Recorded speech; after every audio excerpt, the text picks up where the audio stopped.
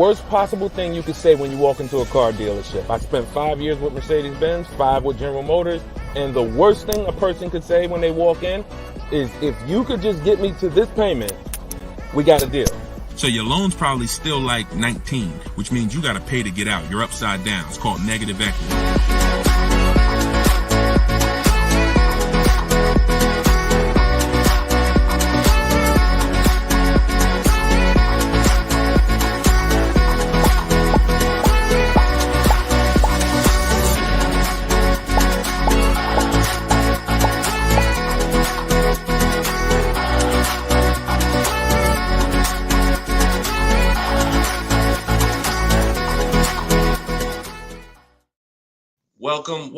Welcome to episode 10 of Car Shopping Questions and Answers. I'm your host, Deshone the Auto Advisor. We do these live streams throughout the day to make sure that you can get insider secrets from someone who was in the car business for more than 14 years.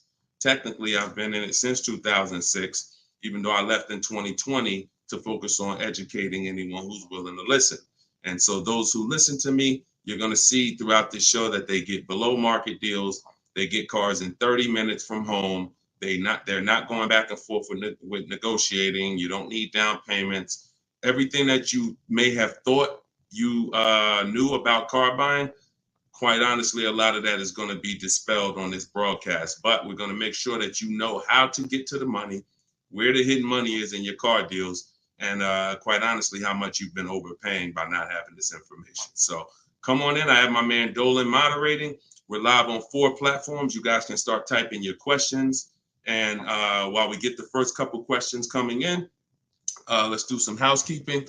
If you're going to spend some time with us on TikTok, if y'all could start tapping the screen, running the likes up so we can let TikTok know that we're about to talk some serious business here. And it lets TikTok know that they need to get some more people over here. So also, you want to share this with your best friend. Last thing you want is for you to use these strategies, save a ton of money, and then your friend a year from now is telling you how they got a car and they got ripped off and they lost thousands of dollars. And then you tell them about our show and they're like, wait, why didn't you tell me about that last year when you were watching? So tag your best friend. Shout out to the sharers. Also, while we're waiting for the first couple questions, let's do some housekeeping. Some of you don't know me. My name is Deshone the Auto Advisor. I'm the author of the new digital book, Cars from Home, 7 Steps to Saving Time, Money, and Avoiding Dealerships. We're rated 4.94 on Goodreads.com. Thank you to everyone who's rated the book. And we just got another rating, which is awesome. We appreciate it. And I'll read a little bit of it just so you can understand the magnitude of what's in this book. And everyone can get it for 75% off while you're here. But this one just came in. It says, this book is outstanding, a must-have for anyone seeking to buy, lease, or even sell a car. It's presented in a very professional, easy to follow, step-by-step manner that covers every situation from buying, leasing, paying cash, using credit, good credit, bad credit. Although I've purchased and leased several cars in my lifetime, I learned new tactics to obtain the best value for my money. Let's go. Appreciate that review, Barry. Thank you so much. So everybody, you could get yours in my TikTok bio or my Instagram bio. You won't leave the broadcast, but get there before the 30 minutes is up so you can get your 75% off. And you can get it in the YouTube or the Facebook comments. We pinned the comment for you so you can get it. And then we'll actually throw this banner up so that you can scan it with your mobile phone camera. If you happen to be watching us on TV, you can scan that QR code right there. All right. So once we get the first question, Dolan, you can shoot it in, brother. All right. And look, if this is your first time, stay by your keyboards. This is a dialogue. This is not something you're just watching. I'm going to ask you questions, and I want you to type your response quick as possible so we can keep the dialogue going. Okay. Let me make sure I can see the Instagram comment. Okay. So this one's from Instagram. I currently have about 12 to 15,000 in equity in a finance vehicle with 8 months of payments remaining. Realistically, I don't envision myself keeping the vehicle for another 3 years, so I like to lease. Dang. So you're talking brilliant. You're talking brilliant. See, everything you thought you learned, who's heard people say never lease? Let's get some, I'm in rare form tonight. I'm feeling very aggressive, but I'm gonna stay calm and cool. Who's heard you should never lease a car? Type me in the comments. I told y'all, stay by your keyboards so I could understand who I'm talking to. If you were taught never lease a car, type me. Okay, I see you, Maya. All right, I see you, Jet Beauty Jenny. Okay. I see you, Calvin. All right, Calvin on Facebook. I see you, Lady Gail. So every single one of you who were taught that, those people owe you money. Because if you're not keeping your car 8 years, it's impossible to get a great deal if you didn't lease. There's only one exception, and that's if you're buying very inexpensive cars. I call them smart cars, saving money at the right time. $7,000 cars, $5,000 cars, $10,000 cars, that's different. $3,000 cars. But if you are buying relatively new 3, 4, 5, 6-year-old used cars and brand new cars, and you're not keeping them 8 years, you've lost thousands already. So I want you to stop that tonight. So I'm gonna make a claim. I don't mind if somebody makes a very bold claim like the one I just made, but you got to be able to support it. Let me show you something. So Tope got a lease on a BMW $690 a month. It's a $54,000 car. Now somebody else might have that car just like that. You might be watching saying, Deshone, I got the same car. To purchase this car, and what you're going to notice about how I want you to learn, you're going to learn to look at deals with no money going into them. Okay? See, where the confusion comes in is when down payments start coming in. When you start evaluating deals with no money going into them, you can evenly measure them. It's apples to apples, even in different scenarios. So no money down, she's driving a $54,000 BMW. Now she used our system, she got bids, so she didn't negotiate for this. She stayed at home and let these deals come to her. That same car would be $1,100 a month to buy, because some of you know every $5,000 on a purchase price, every $5,000 that you're going to borrow on a loan, on a 5-year loan, is about $100 a month, depending on the interest rate. Now, I want to give you a scenario that will never happen, but I just want to hammer home that if you didn't lease, but you should have leased, you can't get a great deal. And we're going to stop doing that. Now, watch this. Let's say you happen to walk in and you're looking at the same BMW Tope got. Brand new BMW, never driven before. What would be an unbelievable discount for that vehicle? You just so happen to catch a deal asleep in desperation mode. He says, look, I got to get rid of this car right now. What would be an unbelievable discount off a brand new BMW? Like the best deal that you could realistically get, where you would say, man, he took off all of that money. Throw some numbers out there. I'm about to prove my point. Why it doesn't matter how much money you save. If you put your deal on the wrong foundation, you can't get a good deal. Let's throw some numbers out. You see? Come on. Look, okay, y'all must be thinking. Okay, Coco Love, I like that. 20% off. I like that. So 20% off a brand new BMW. Can we all agree that if you walked in, you got 20% off a brand new car?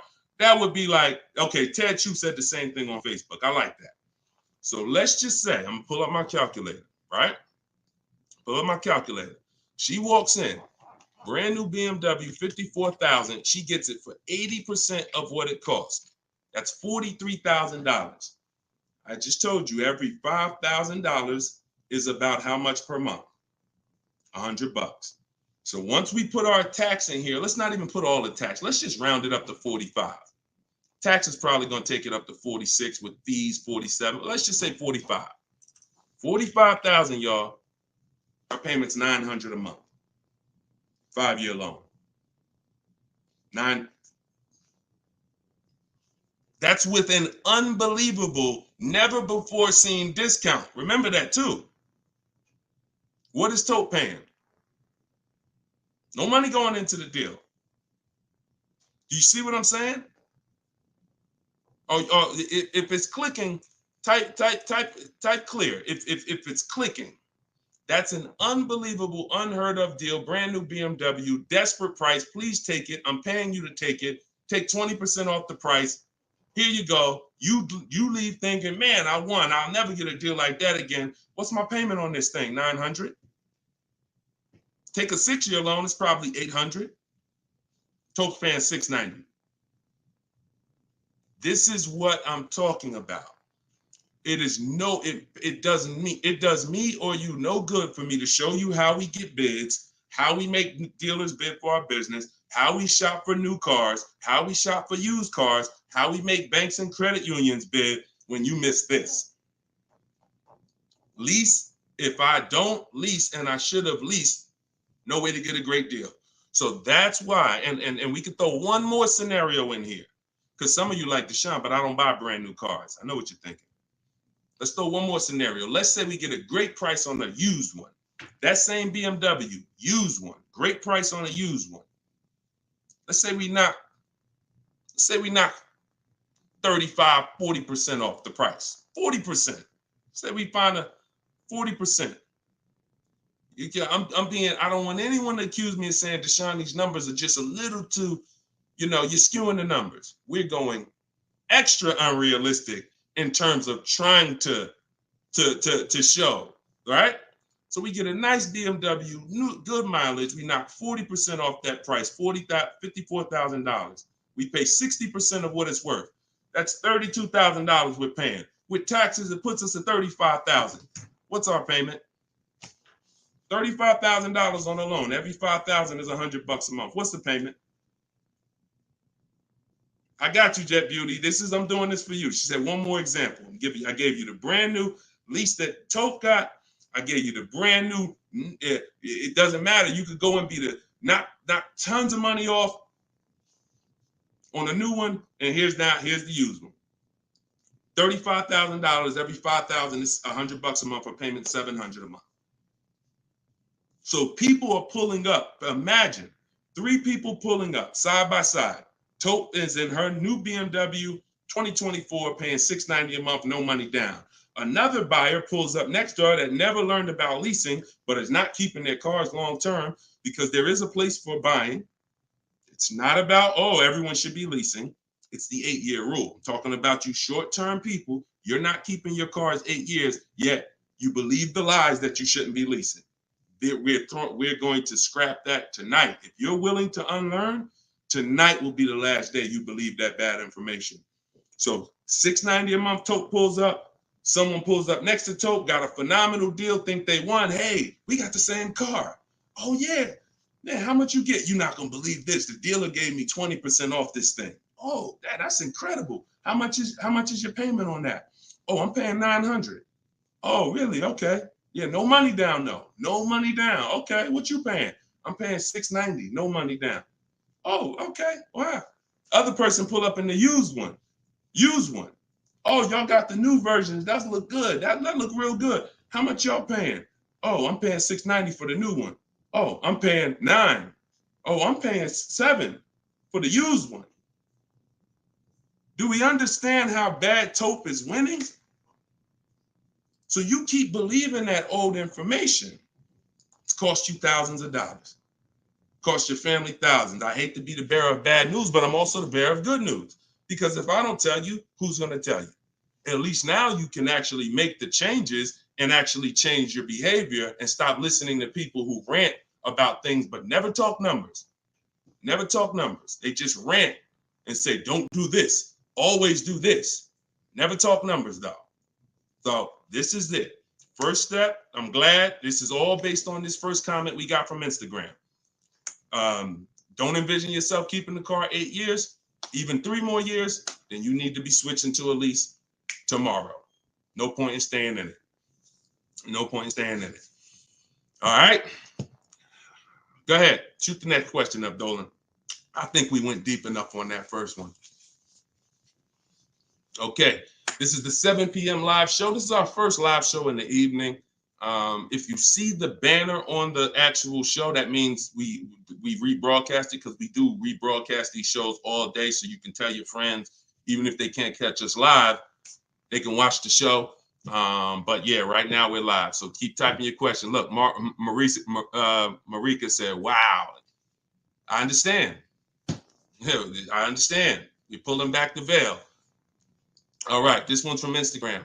What's your opinion on the current car market with leasing? See, I can show you better than I can tell you. Those who don't know how to get great deals, there's no deals to them. We've been hearing this since the very, very beginning.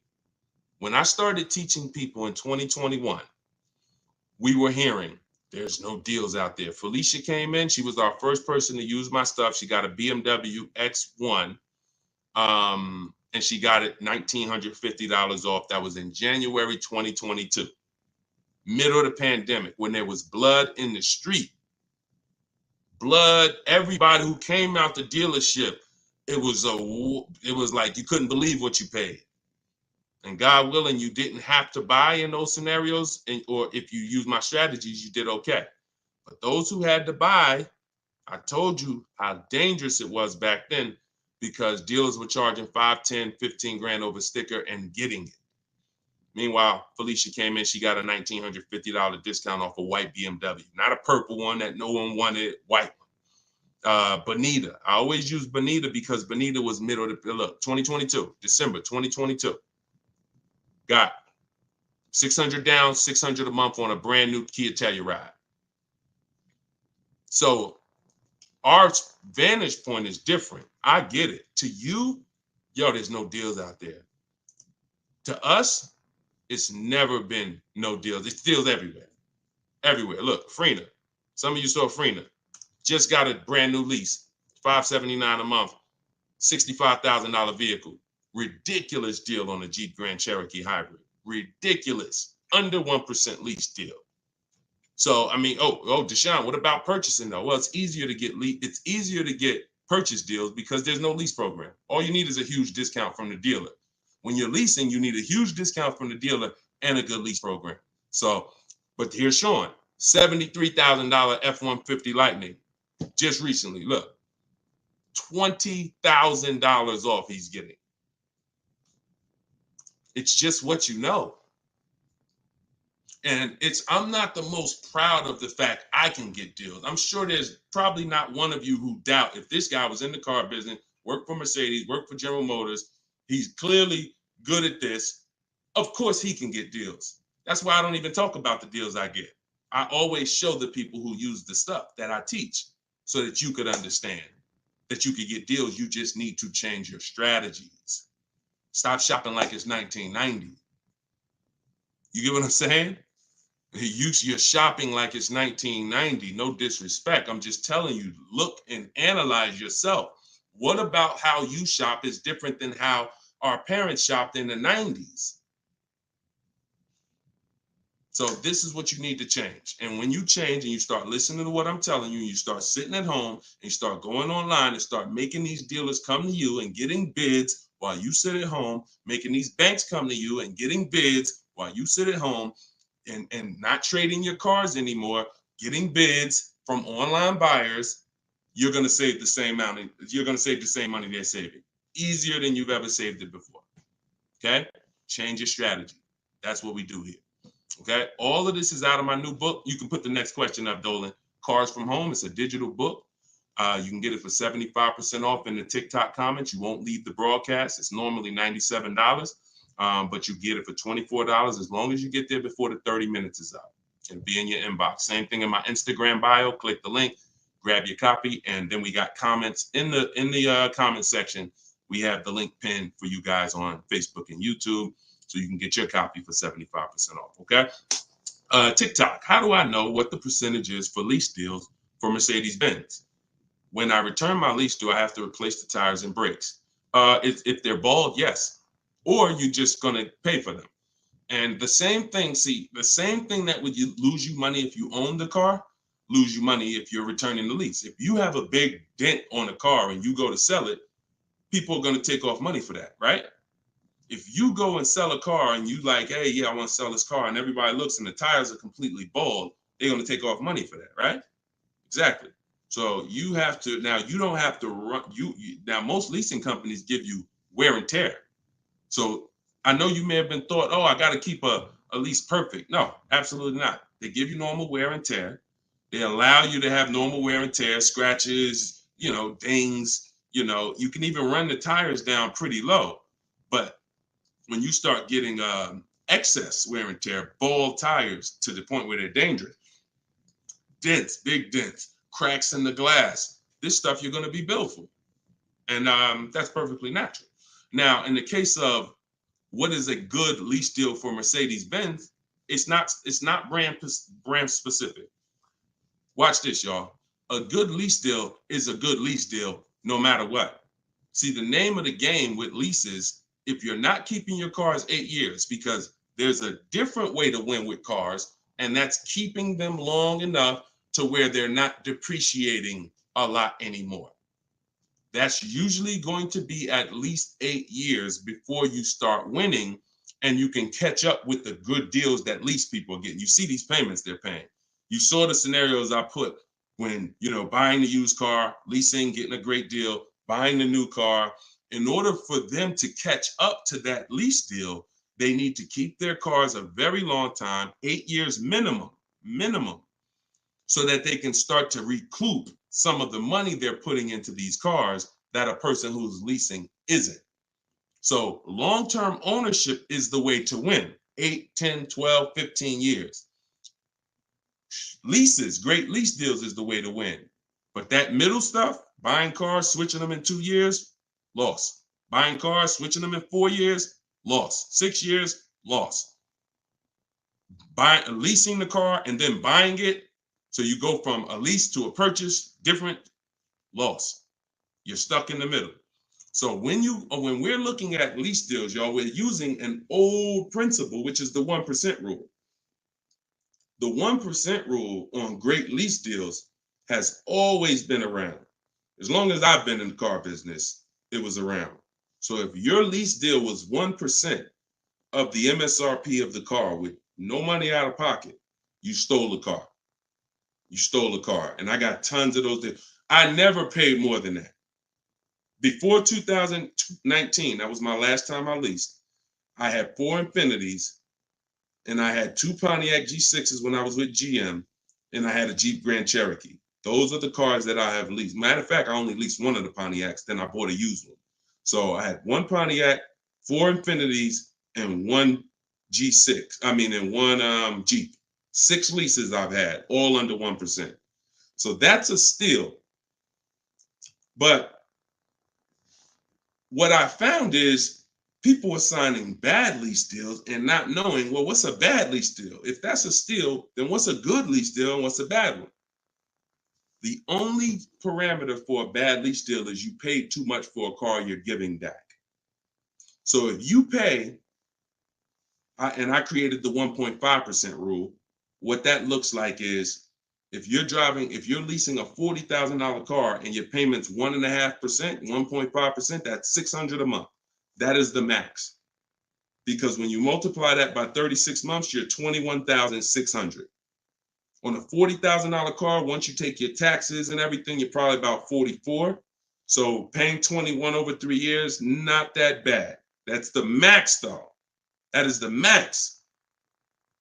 Max, you don't go into a dealer, hey, man, you got to get me under 1.5%. No one who's learning from me has a goal to be at 1.5%. If that's the best deal out of all the offers we get, then that's different. But once you go over 1.5%, look, $650 a month, that same car, you're paying $23,000 for. You're paying more than that for a car you're giving back in 3 years. So this is why we had to have that. Now, between 1% and 1.5, that's a good deal. Between 1% and 1.5, good deal. And what's going to dictate where you land on that spectrum is if you're getting bids, because you're not going to get the lowest price from a dealer without getting at least 5 offers. I told you, 80% of dealers are overpriced. Remember that. If you can grasp that, I want you to type the number 80, because you need to understand 80% of dealers in the country are overpriced. I see you. I see you, Steven. Okay, I see you, 223 apparel. All right, TikTok locked in. I see you. Okay, type. When you get that, then you're going to be much more aware that I cannot. I see you. I am Tashan F. Sir. You're going to be much more aware of why you cannot walk into a dealer thinking you're going to get your best deal. Because if there's 10 dealers on the street, 10, now what you should be saying is 8 are overpriced. So I can't gamble and walk in and think, because you can't negotiate and win with an 80% deal. Because their prices are so high, even when you get money off, you still lose. So that's where, so it takes two things to get great lease deals. You have to get bids while you sit at home. You talk to all 10 of those dealers online. I have the best system for doing that. You could do it your way if you want, but you need to do it. In my book is my scripts and my websites I go to. I go right to the dealer's website. What we say, you just type in what you want. Everything is copy and paste. But you do this so that you can actually get the offers and find out of your 10 dealers, who are the 2 that are the best priced. That's the whole goal. So you need that to get a great lease deal, a big discount from the winning dealer, and then you need a good lease program. That's what dictates where you're going to fall in that spectrum. You can't get below 1% without a ridiculous lease program. They really want to move the car, but 1.2%, 1.3%, these are happening all day long on cars that you all day long. All right, next question, Dolan. All right, Deshaun, I bought the book and followed your instructions for lease deals. I got a 1% deal quote. It's the best system. Buy the book. Best $24 you can spend, right? Precision Sound. See, I swear when I was putting the book together, I priced it at $97 because I said this book is going to save somebody so much money. It's not fair to have it priced like other books. I got tons of books here. I'll be honest with you. Not many of these books have actually saved me thousands of dollars. A couple of them have. A couple of them strategy, but they serve a different purpose in my life. This will be the book that you look at and say, that book right there saved me thousands and thousands of dollars. So that's the reason why it's $97. But you know what? I'm an author. I said, let's do a special thing. Everybody who jumps on the welcome offer, you could get it for the price of a regular book. There you go. But I'm glad. 1% lease deal. Congratulations. Great job. Enjoy it. Enjoy it. All right, next question, Dolan. Can you use your system out of state? Ted, great question. You're going to find that you're going to become very comfortable dealing with dealers out of state. Because, and I'm going to tell you the truth, a lot of dealers that are close to you, when they see your zip code, they've already determined and made up in their mind how much they're going to discount, or if they're even going to discount, based on where you live. If you're 20 minutes from them, why do I need to give you a discount when I know the average person shops 2 dealers before they buy? Now, I don't want you to be average. Let the average people get average deals and above market deals, but you're not going to get below market deals doing average things. I'm going to say that again. You're not going to get below market deals doing average things. Most dealers know, this is NADA research. This is the company that studies car buyers. People shop 2 dealers and then they buy. So if I'm sitting here watching you and I see a zip code, I'm not going to give you a great, especially if I'm an 80% dealer, forget it. But when you start talking to these dealers that are 45 minutes away from you, an hour away from you, now they'll never see you without the online tools. And what we want to do is these smaller dealers that are usually that don't have the foot traffic, we want to give them the opportunity because they want to be able to compete with the dealers in the city. And if it's up to walking in, they'll never have that opportunity. But when it's online shopping, they get the same opportunities, and they will sometimes take that opportunity and make sure they beat their competition. going back to Sean's deal, very important to see this. Sean posted in our groups. We have a private group. He said, I haven't seen the other. I said, I haven't seen the other offers. This is when he showed me he was saving 20 grand. And he said, you know, what do you think about this? I said, you're saving 20 grand. But I said, I don't know what the other offers are. Because what if you could save 25? Don't get excited about one offer. You got to get 5. I sold a car, a Maybach, and years ago, it had a $20,000 rebate on it. What if this car had a $20,000 rebate? We don't know. So he said, look, I got 15 offers. See, the difference is when you're using an online system, you sit at home and you start learning how to go on these dealers' website, copy and paste what you want and get these offers. You're going to be like, dang, I could get 5 more offers just like that. So he got 15 offers. Now check this out. This is what's important about this question you just asked, Ted. I couldn't find anything under MSRP locally. He expanded his search to 150 miles and he found this deal. So a dealer that was over 100 miles away from him made him this offer. None of the dealers close. Very important. So you want to get comfortable shopping out of state. And when you know how to do it the right way, especially on new cars and leases, it's easy because it's new cars. They're cookie cutter. You know, everyone has the same. Little bit more precision when you're buying a used car. But even that, don't be scared. We've had plenty of people drive an hour to get a used car, hour and a half. If that's where the best price used car is, if I'm saving $4,000, I'm gonna go over there. I'm gonna get a hotel room for $60, and I'm gonna get my car.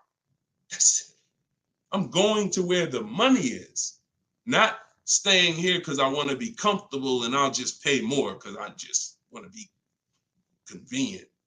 You know what I'm saying? Great question, though. Go ahead, Dolan. Next question. Steven, you clicked that picture of me. He said, what do I click to get the book? Click that picture of me. Even on Instagram, there's a picture of me at the top. And you can go right to that website and you'll see a button at the top that says get the book for 75% off. So get your book before the 30 minutes is up so you can get your 75% off. This is Thomas on Facebook. What's your opinion on military members using this method? I move every 3 to 4 years. So do you think it's wise to get rid of my car note to own and lease? It's a great question. You need at least 3 years. If it's 3 years, that's fine. I don't want you trying to worry about breaking a lease contract 2 years in, or a year and a half in. If I knew it was shorter than that, then I wouldn't be investing a lot of money in cars. I'd have like a, $10,000 car, $8,000 car, because you can't replace cars that fast. Some of you know I do this all the time. I show you, this is the depreciation scale. Whenever you see this, you think unseen. This is the unseen expense, the depreciation scale. This is why when you buy a car for $30,000 today, what is it worth tomorrow? If you buy a car for $30,000 today, I want to teach you how to see the hidden money. I call this the hidden money, the unseen expense. You buy a car for $30,000 today, what's it worth tomorrow?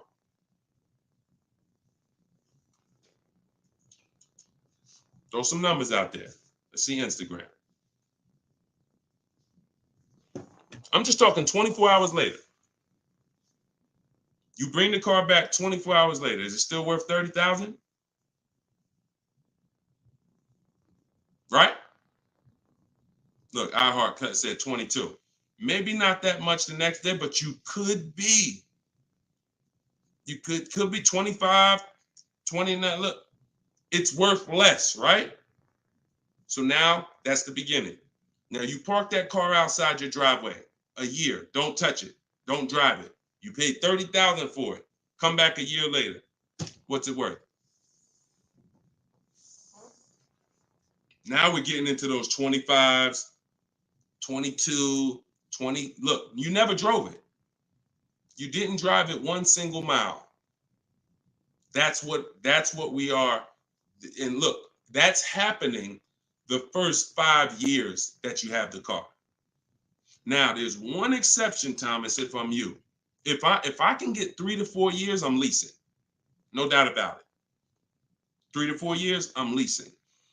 Now, your goal is to, if you got to make a move, you don't want to lose money and you don't want to have a bunch of negative equity. So what you can do, what I would suggest you do, if you don't have the 3 years, then I would buy a pre-owned car. I wouldn't even go with a $10,000 one. I just make sure I get a great price on a pre-owned car, so that with pre-owned cars, you can swap out and you don't lose. Compared to someone who's leasing, though, you will, because you're going to pay about the same amount they're going to pay, but they're going to have a brand new car and you're going to have a used one. But that's the risk you have to take, because if you try to lease and then you end up having to get out of it in a year, no, can't break that contract that easily and you're going to lose money. So if you got 3 years, I'd lease for sure. If you only got 2, then I get a great deal on a pre-owned car. And then that way I'm safe. If I do need to get out of it, I can sell it and probably break even within a 2-year period, because it's not going to depreciate as much as a used car. I mean, as much as a new car. Okay? If you got 3-4 years, man, lease. When a lot of you, when you realize I'm not talking to you who are keeping cars 8 years. If you have a car outside your house for 8 years or longer, type me. Matter of fact, type K. We call that a keeper. You got to be able to distinguish the difference in these scenarios. Anything outside your house for longer than 8 years is a keeper. We're not even comparing leasing. But when your kids come to you and say, Mom, Dad, I want a car, we don't automatically make them this is going to be a keeper. You're going to keep this thing for 8, 9, 10 years. No, I'm not. I'm going to keep this car maybe 5 years. Okay, then you should be leasing. Okay, your spouse. Me and my wife did it all the time. We had one car that we bought. That was the Pontiac G6. And then we would lease a car and we would rotate the lease. So you can have both. But the key is knowing every time you're about to buy a car, the first question is, how many years am I keeping the car? And if it's not 8, then you should be shopping for great lease deals. If it's 8 or more, then you should be buying. Very simple rules, boundaries based on numbers. All right. Go ahead, shoot the next one up, Dolan. Great question, Thomas. And anybody who's in that situation, that's a good strategy for you guys to follow. YouTube, 6 months left on my 36-month lease, 12,000 miles per year. Things came up and I had to use the car every day, 99,000 miles so far. What can I do? You pay. Now, what you can do is you're going to do an equity assessment. There's 3 ways you're going to work that you compare this. 3 ways, and you're trying to see which one is you're going to bite a bullet because you use the mileage. And again, I want to make it clear, had you purchased the car and put that same amount of mileage on it, your value of your car wouldn't have been like this. That's the average driver. Average driver, their value's dropping like this. That's average. You lose, a couple thousand every year, 5,000. You lose percentages. 20% the first year, 15%, 10%, 12%, 10%.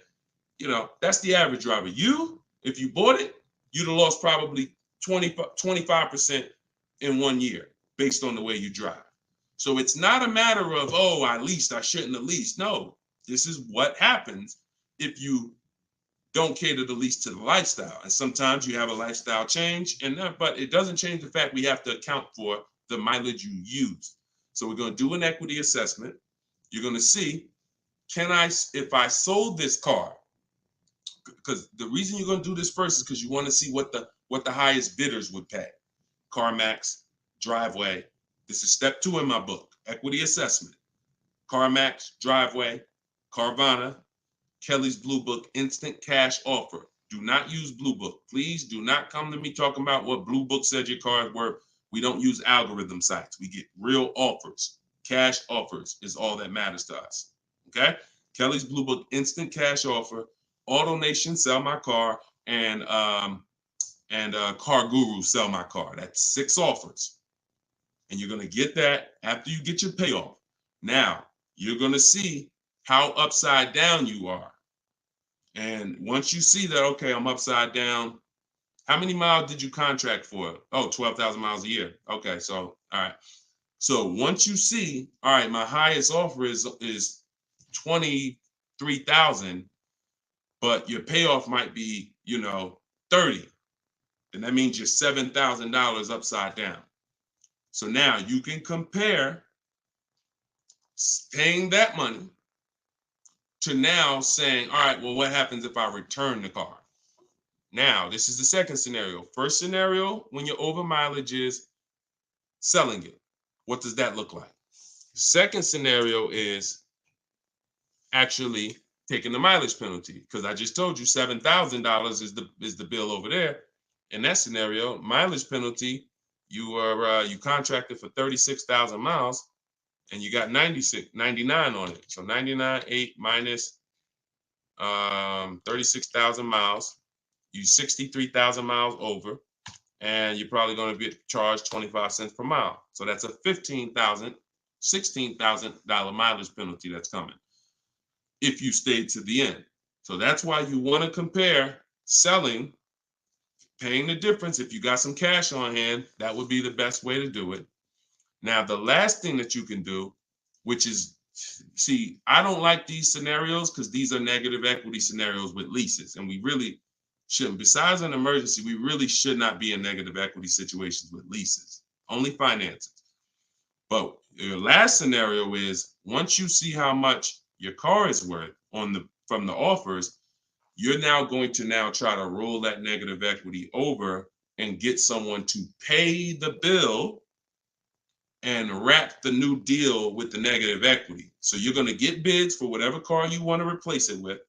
Whatever car, let's just say you're looking for a Jeep Grand Cherokee, you get bids, get your best offer, and then you're going to tell them, hey, I got this old car here with this type of penalty. I need to wrap it into this deal that's 7,000 or 8,000. That's why you got to know what the market value is. Before you do this, you have to know what the market value is based on offers, so that you know, all right, I got to slap another $7,000 on top of whatever my best deal is, so that I don't get the bill. So if you can pay the bill, pay the bill. If you can't pay the bill, then you need to roll it into the next deal. But the last thing you want to do is drop that car off without doing what I'm telling you, because once that car is grounded, the bill is generated. It's nothing out of it. So everything you have to do is now, because if you ground that car with that mileage, the bill is automatically coming. There's nothing you can do to get out of it. So follow those steps, do the equity assessment. And when you're on those websites I just told you about, if you have a lease, that's going to ask you, are you leasing, financing, or own? Put own. I'm just telling you. And I'm telling you, if you have my book, I explain why you must do that, but I don't have the time to go into detail of why you must do that right now. Okay, just when you're on those websites, put own. And if you have my book, then I'll be walking you through this step by step. But you're more, if this ever happens again, you guys look at this early. You look at this when you're a little bit over miles, not this much over miles. And listen, I know you may have not known, maybe I understand, but for future reference, we want to choose our mileage carefully. And if we find ourselves going over by thousands and thousands of miles, we want to make a move and do this same scenario sooner than later. Okay? Best thing I can tell you. You got to bite the bullet. We just need to find the smallest bullet to bite. Okay? All right, next question, Dolan. That's a good one. Common situation. All right. All right, go ahead, Dolan. All right, here we go. This is Ted. A couple other things real quick. I'm upside down in my current car loan, but the payment is cool.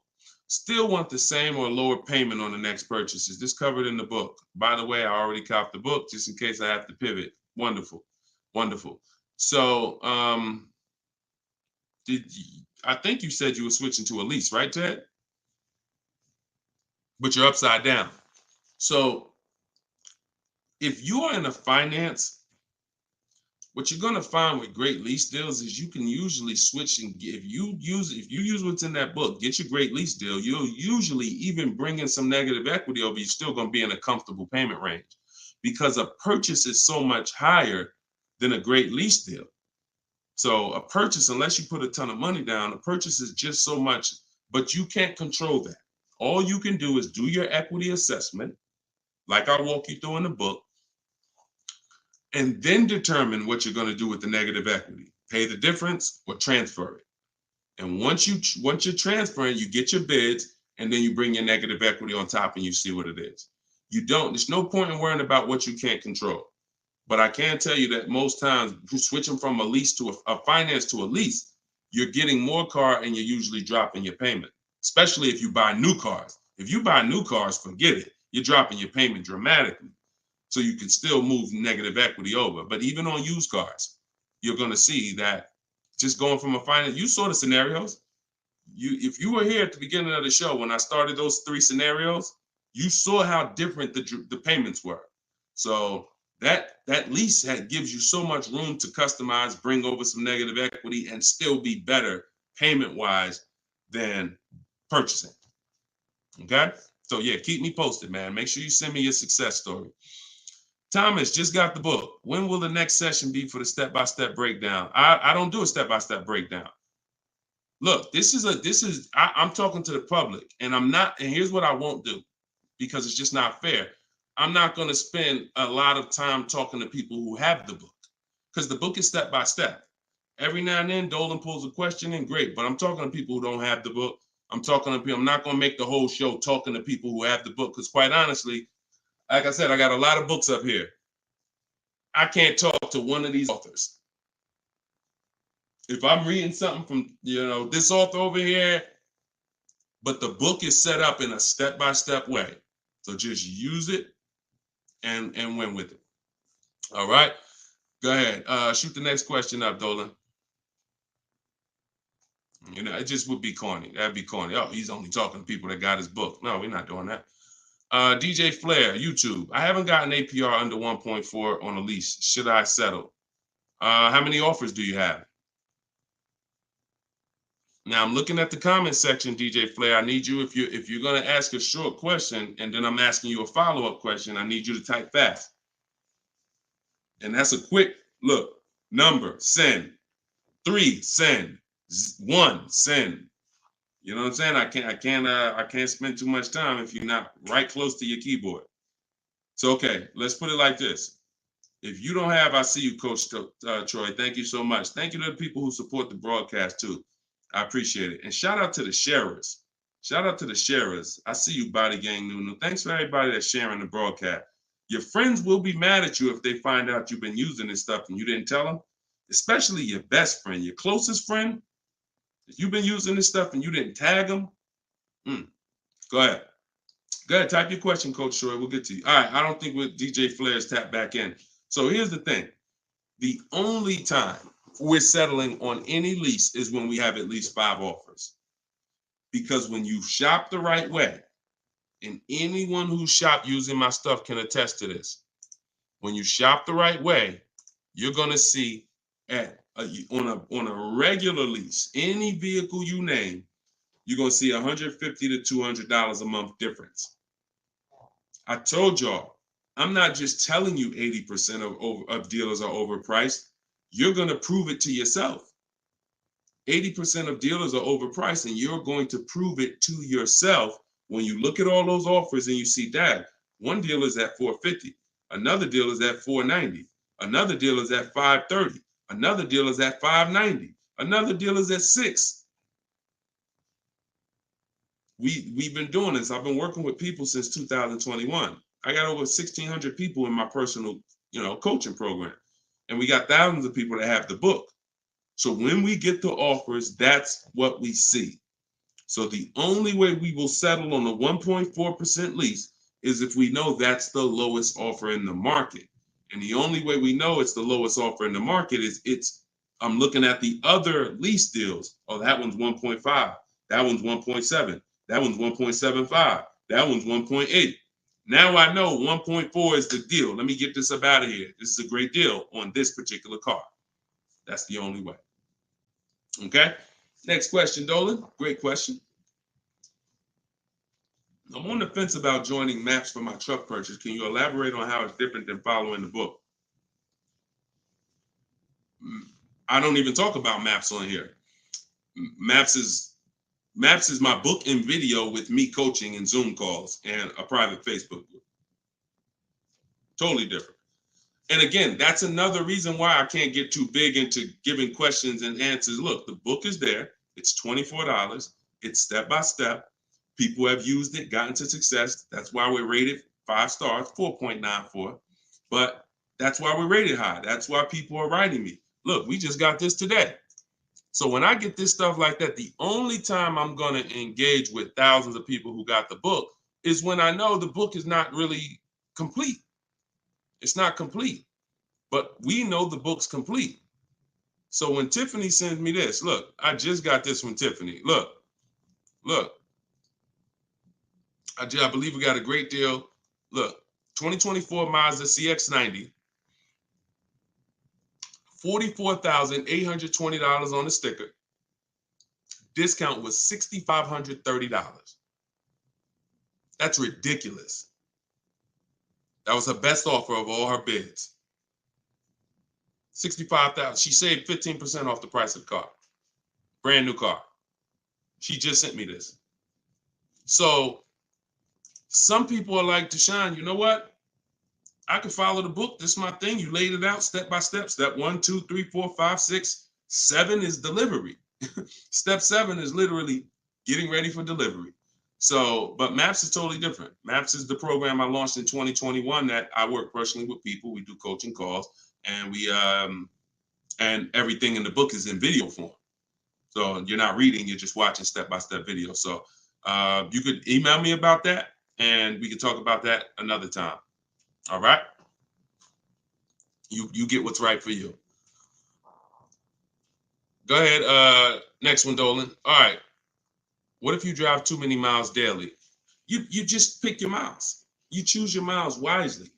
You can see, here's what I want you to understand. Now, if you were on the show a little earlier, we talked about how you're going to pay whether you, and bring in, Dolan, can you bring in Coach Troy's question on TikTok? Here's what you have to be very clear on. You pay for the miles whether you purchase or lease. That's why I want you to think about that. Depreciation scale. If I drive 0 miles, my car is worth less in a year. If I drive average miles, it's worth less in a year. If I drive high miles, it's worth less in a year. Ain't got nothing to do with whether you leased it or you bought it. If you bought it, that's what's happening. So the purpose of the lease is to know I'm not keeping my car 8 years. So I'm going to look to replace the car while it's dropping in value like this. If I buy it, this is year 1, this is year 2, this is year 3, this is year 4. Once you get about year 6, it starts to round out. You're losing less value, year 7, year 8. But you still need to catch up to the person who leased because they haven't put all this money in the car that you have. That's why it's the 8-year rule. But if you're like, Deshone, I know I'm not keeping the car 8 years.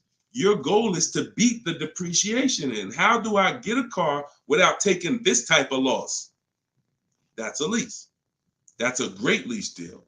Not an average lease deal, not these commercials. None of these lease deals y'all saw in the show today was based on a commercial. Nothing. They were probably thousands better. Do never look at commercials and think, oh, that's a lease deal. Absolutely not. Absolutely not. So what you're going to do is you're going to assess your miles, see how much you drive to work and back, how many days a week, and you're going to add that up over the year, and you're going to come up with a number. And if it's $18,000 a year, great. I worked for Hyundai for 6 weeks, and I keep the story short, but I worked for them for 6 weeks. I was a manager there. Owner ended up getting indicted. Straight up highway dealer. Like I would never, it's the only dealer where I said, whoa, this ain't for me. No way. Got out of there in 6 weeks. Gave them their car back that they had me driving. I said, I appreciate it. God bless you. So I end up getting, I had a person who was dropping off their lease. And I was doing the paperwork to ground the lease for them. Hey, I was doing the work to ground the paperwork, and to ground the lease, and I saw that he had like 70,000 miles on the car. And I said, "You lease this?" He said, "Yeah, man, I always lease." I said, "Wait, you in sales?" No, he told me. He said, "Yeah, I'm in sales. I drive over 20,000 miles a year. I used to buy my cars, and I just be, all this negative equity. I had to put big down payments. I just, once somebody showed me about leasing, I never stop. I pay my payment, I bring it back after 3 years, get a new one every 3 years." I said, "Wow, that's crazy." Then I looked at his payment, and I saw his payment was only like $150 a month more than a normal payment. It wasn't $500 more a month. It was $150, $175 more to get the additional mileage that he needed. I said, "Man, I'm telling everybody about this," because I had high mileage drivers coming in with same amount of mileage on that he had, 70, 80,000 miles, except they bought it. And now I'm like, "Hey, you got like 12,000 negative equity because your car, you got so many miles on it." And they're like, "Yeah, I know." So before I learned that about high mileage leases, that's what I used to do. I didn't understand it, but now forget it. And that was back in that was 2016. So everything I've learned, I bring it to the public, and I've learned from seeing bad scenarios. So no matter how many miles you drive, as long as you're not doing like Uber or Turo or something where you're renting the car, you're just putting like as many miles as you can on it a year, and you don't really know how much you're going to put on. As long as that's not the case, it's predictable, then for sure. I have 2 strategies in my book for high mileage drivers that don't keep cars 8 years. 2 strategies: high mileage lease, and then something I call 2 cars, 1 payment. High mileage lease, 2 cars, 1 payment, where you split the mileage. You have 1 car you buy, and then you pay that car off, and then you have 1 nice car that you lease, 12,000 miles, and you just split the miles. Either way, stop buying. And now, one more thing, and put the next question up, Dolan. Now, if you're a high mileage driver and you are an 8-year person, great, no reason to lease. There's plenty of cars out there. You buy a car that you can drive 25, 30,000 miles a year. That'll last you 8 years. No reason to lease. See, if you are keeping your cars 8+ years, forget about leasing. If the person who you want to shop for is 8+ years, no reason to lease. I'm only talking to you who are like 6 years, 5 years. Deshone, I'm not keeping it 8 years. You are the ones losing thousands of dollars by not leasing. All right, I see you. All right, so this is Coach Troy from TikTok. And we're live, y'all. Just in case you know, we're live for a couple more minutes. This is our 7 p.m. live. We whenever you don't see the banner on top, you know it's live. Whenever you see, because we rebroadcast these shows because a lot of people can't make them, so you can catch them on pretty much any of our platforms. You can watch the replay, watch the rebroadcast. But we are absolutely live right now. So for a couple more minutes, you can type your questions. This is Coach Troy from TikTok. I have a lease now. My lease is up in June. My credit fell to 573. Can I go for a finance? What I do is I'd get a smart car right now, saving money at the right time. Now, if you have a strong car payment history, that weighs on your profile. Mercedes, tell y'all a story about Mercedes. Mercedes, if you paid Mercedes, your whole world could be crashing down. They'll approve you again. So I would have people come in and say, Deshone, or they'll call me and say, Deshone, my credit's not where it was when I got the Mercedes a couple years ago. What do you think? I said, well, how was the payments on the Mercedes? I never missed one. You're good. Maxed out credit cards don't matter. They look at that. So if you paid the car payment, I go for a lease. If you missed a couple car payments, but if you missed a couple car payments, I'd go for maybe a less expensive lease. Possibly 573 is tough. You need a lot of stuff to weigh, because I have something I teach. It's about profile, not just about score. So profile is how long you've been on your job, the money you make. Probably the 2 biggest indicators are payment history and credit score. But outside of that, that's not all it's based off of. So you got to kind of look and say, all right, if my credit score is low, do I have anything else on my profile that makes the profile look attractive? That could be, you know, that's usually either a car payment that you paid on time, or um, you only missed a few payments and they dropped your score low. If you got like 60, 90-day late, then I would tell you, okay, let's get an inexpensive car, $10,000 car, get something small. I call this a smart car. In my book, I refer to this as a smart car, saving money at the right time. Now, this is a setup car because you're in a rebuild. So your goal is to get the smallest car possible because you pay for size. You don't want to go out and get a huge SUV because you're going to pay for size. If you get something that was brand new, 25,000, I would get it, finance it, try not to get something too old. But the only way you're going to need to get something old is if you're trying to buy an expensive vehicle. If you're trying to buy a Jeep Grand Cherokee that's $45,000 brand new and you're trying to get it for 10 grand, you're going to need it. Old one, and that's usually a sign that we're looking at too much car. So, but if you need an SUV, that's different. But your goal is to sacrifice, get the least expensive quality car. It must last 2 years. Hit the payment history on point. Don't miss a payment, and then you would switch to a lease.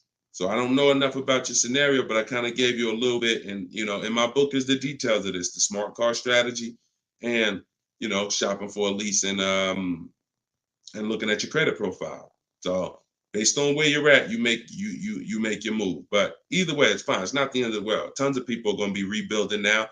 Just make sure you're doing it right so that you don't set yourself back with your next car. You want to set yourself up.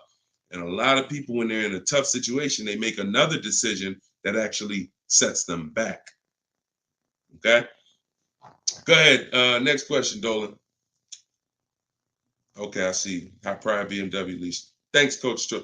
Forget about the gifts. Just get the book. I appreciate you sending the gifts, but I'd rather you have the book because I want you to win. Okay, take all that money you just gave on the show, and I appreciate it, and get your book so you can make sure that you win for the rest of your life with cars. But thank you. Go ahead. This one's YouTube.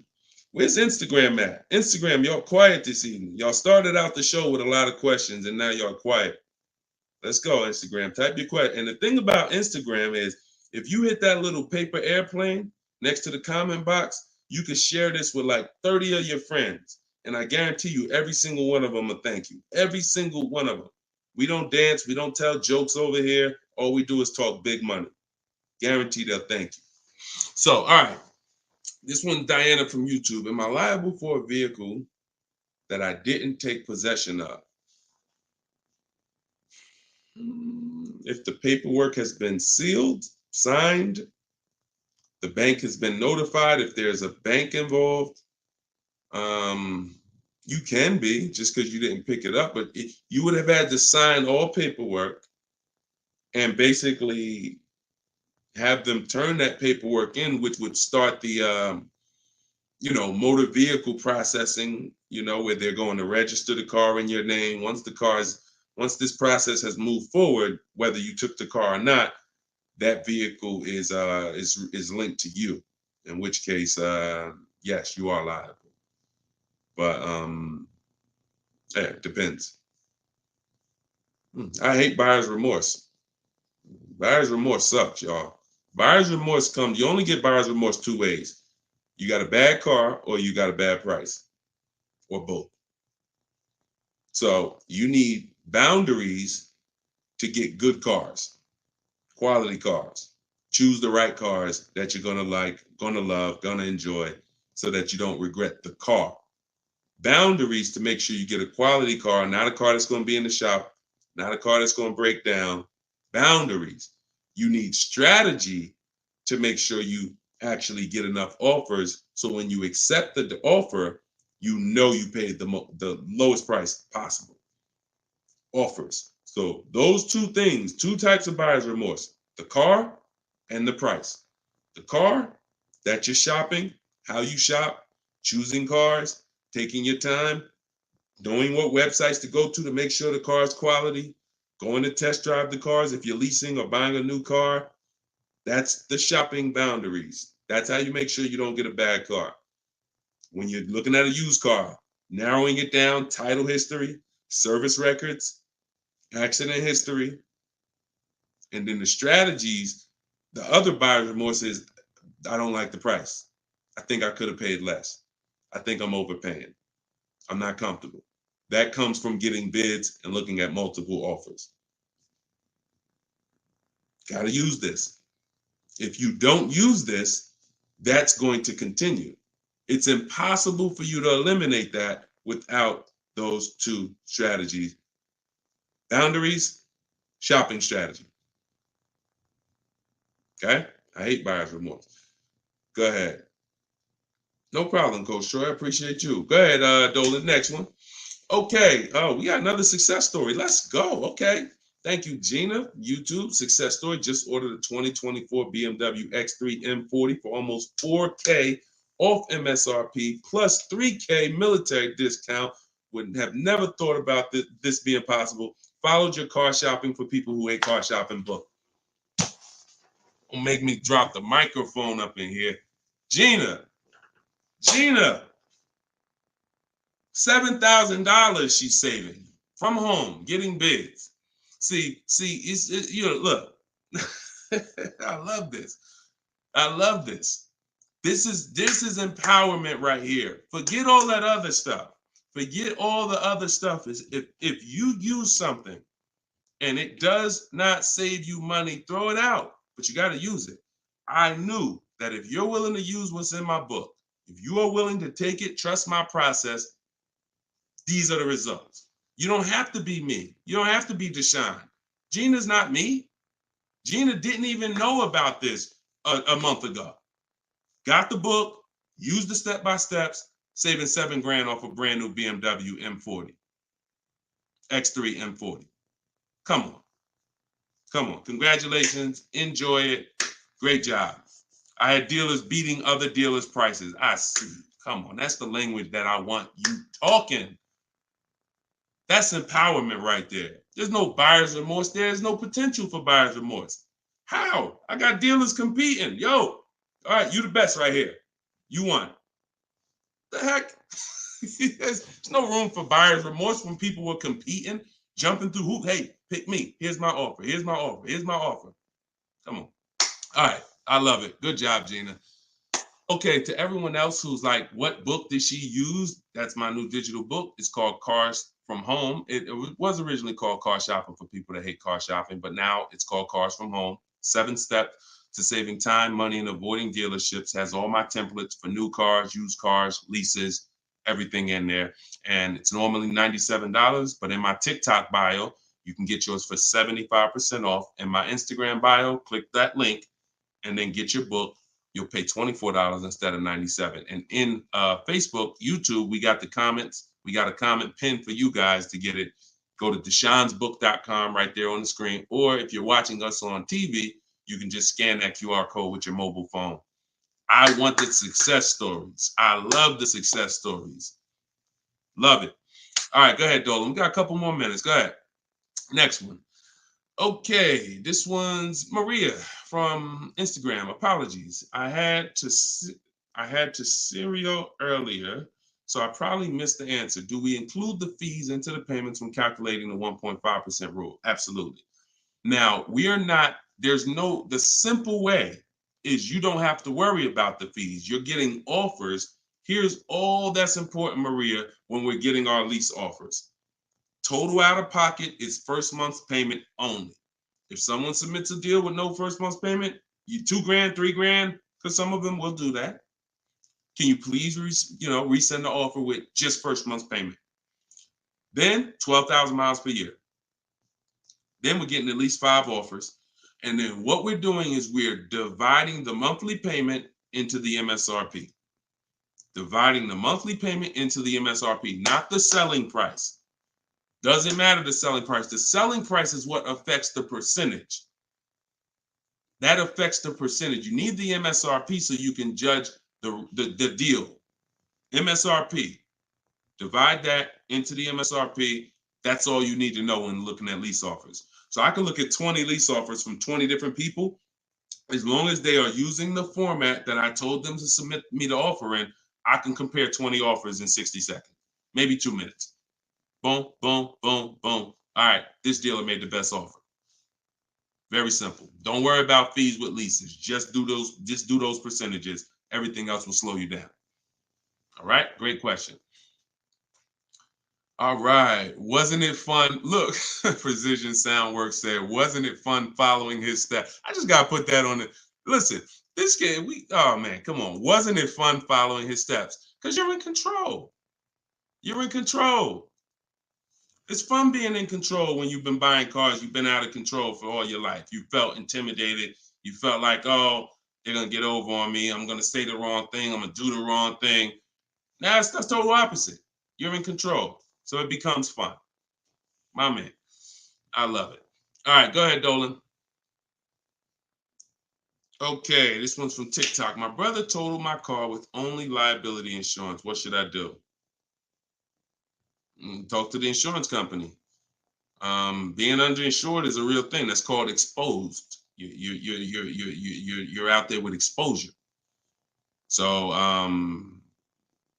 liability insurance, yeah, and hopefully it was a very inexpensive car, like a $3,000, $4,000 car. I hope you weren't.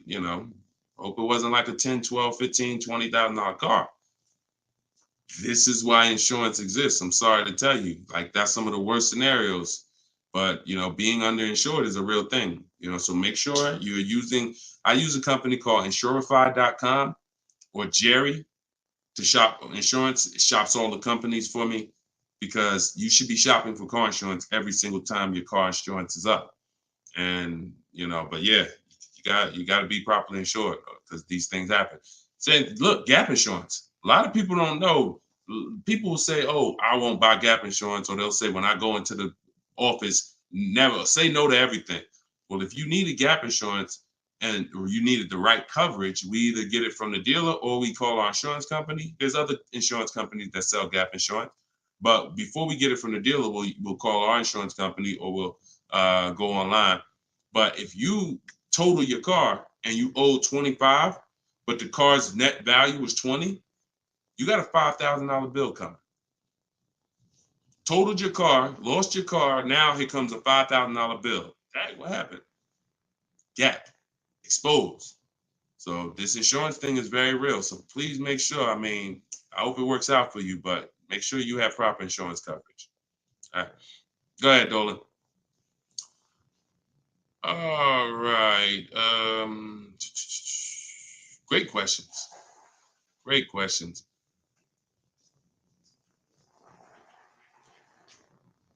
All right. This one's Thomas. I have come to an end of my lease. A new lease is too much for me. The buyout is about $25K. Give me some options. Unless you got 5 offers, that doesn't mean anything. See, the problem is you didn't get 5 offers. So you probably got a lease quote from an 80% dealer who you've been buying cars from, leasing cars from. You come in, hey, what's a new one going to cost me? They're trying to keep you high based on three years ago. Everybody was overpaying and they're trying to keep you high. They're trying to keep their profit. And you look and saying, wow, the new one's 700. Nah, I can't do that. I guess I'm going to do something different. Meanwhile, when you start getting bids, you'll see that maybe the best deal on that is 500. See, all of these deals that I'm showing you guys, you got to understand something. These are not deals that people are getting by walking into dealers. Look, this is Charles. He got a Hyundai Palisade, top 10 most popular SUVs in the country. $48,000 vehicle, $597 a month. $597 a month. Listen, and just so y'all know, we live right now. This is not a replay. So we are straight live. I want you to know when we're live and when you're watching a rebroadcast. Okay? Like, understand, this doesn't happen walking into a dealership. So when I usually hear questions like this, oh, I'm gonna buy the lease out, or hey, there's no deal, the new lease payments are too high. No one who's getting multiple offers are saying that, because what you would be doing is you would be flipping to another vehicle. Before I go from leasing, which is a value play. Leasing is driving brand new cars for pennies on the dollar. To go from that to buying a used car is an entirely different thing. Buying your lease is buying a used car. So when you do that, Alexis, just go to deshonsbook.com. Just type it into your browser. So when you do that, you're switching totally different strategies. But what I would do if there's a bad lease program, if let's say I've been leasing Mercedes-Benz for years and I go to get another one and I do all my offers and I see, oh, this is a bad lease program. It's over 1.5, 1.6, 1.7. No thanks. I'm going to go to my plan B car. I'm going to look at it, a plan B car, because every single vehicle has a different lease program. And sometimes you'll look at one vehicle and you'll think, oh, this is all leases. No, that's one vehicle. That's not even all leases in this dealership. This vehicle has a different lease program than this one. This trim level has a different lease program than that trim level. They're all different. So when we get locked in on one overpriced lease, especially if we didn't get 5 quotes like I teach, so no, that is the strategy. So you just say, give me some options, please. Here's your options. Get 5 offers. If they're all over 1.5%, next vehicle, pick another vehicle. Get 5 offers. If those are over 1.5%, pick another vehicle. Eventually, you're going to find a vehicle that has a great lease deal, and you're going to say, okay, this is it. They're all different. If you're using my book, you can do this in 60 minutes. Your first time using this, it'll probably take you 90 minutes to do the process. Second time, you should be around 60. I want you guys, by the time you use this 2-3 times, you'll be getting car. I can get any car I want, get the best offer, look at the whole market in 60 minutes, 45 minutes, 60 minutes. So that's not going to be your first time. 90 minutes probably the first time. But this is 90 minutes. By the time, that's not one trip to the grocery store. It's not even one trip to the grocery store. All right, y'all. We've been on for an hour and 18 minutes. We like to keep these lives around an hour and 15. We're gonna wrap. We'll be back. Listen, this is what we do.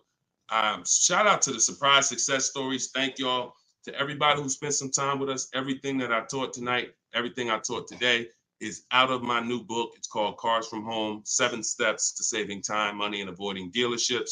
It's the science of shopping from home online the right way. There's tons of people who try to shop online. There are car sales people who have mastered the science of not giving quotes online, making it hard to buy online. So the same way when people were walking into the dealer, car salesmen got trained on how to handle you. The same way they saw millions of people go to the internet, they created internet sales departments to get trained on what? How to handle you.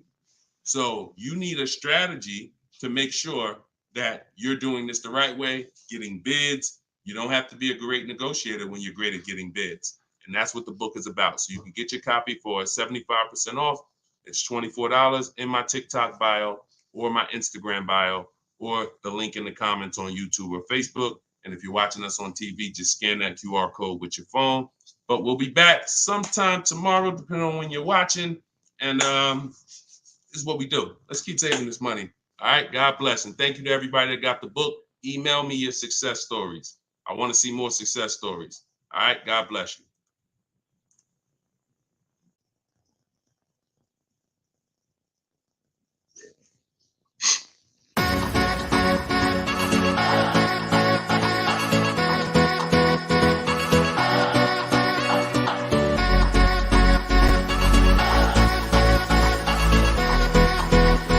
The worst possible thing you could say when you walk into a car dealership. I spent 5 years with Mercedes-Benz, 5 with General Motors, and the worst thing a person could say when they walk in is, if you could just get me to this payment, we got a deal. So your loan's probably still like 19, which means you got to pay to get out. You're upside down. It's called negative equity.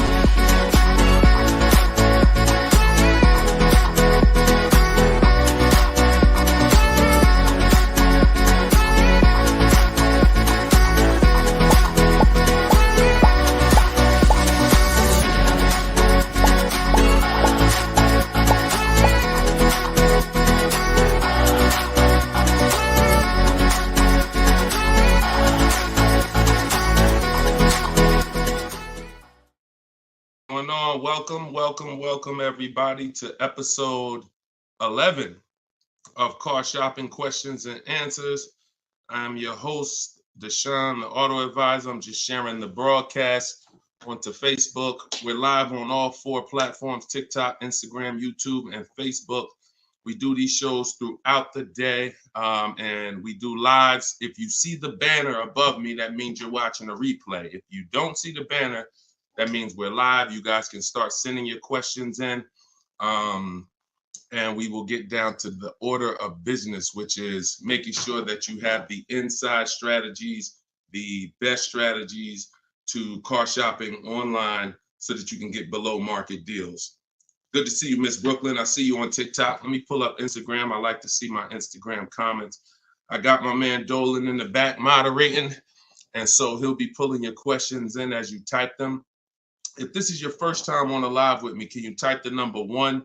First time ever on a live with us, can you type the number 1?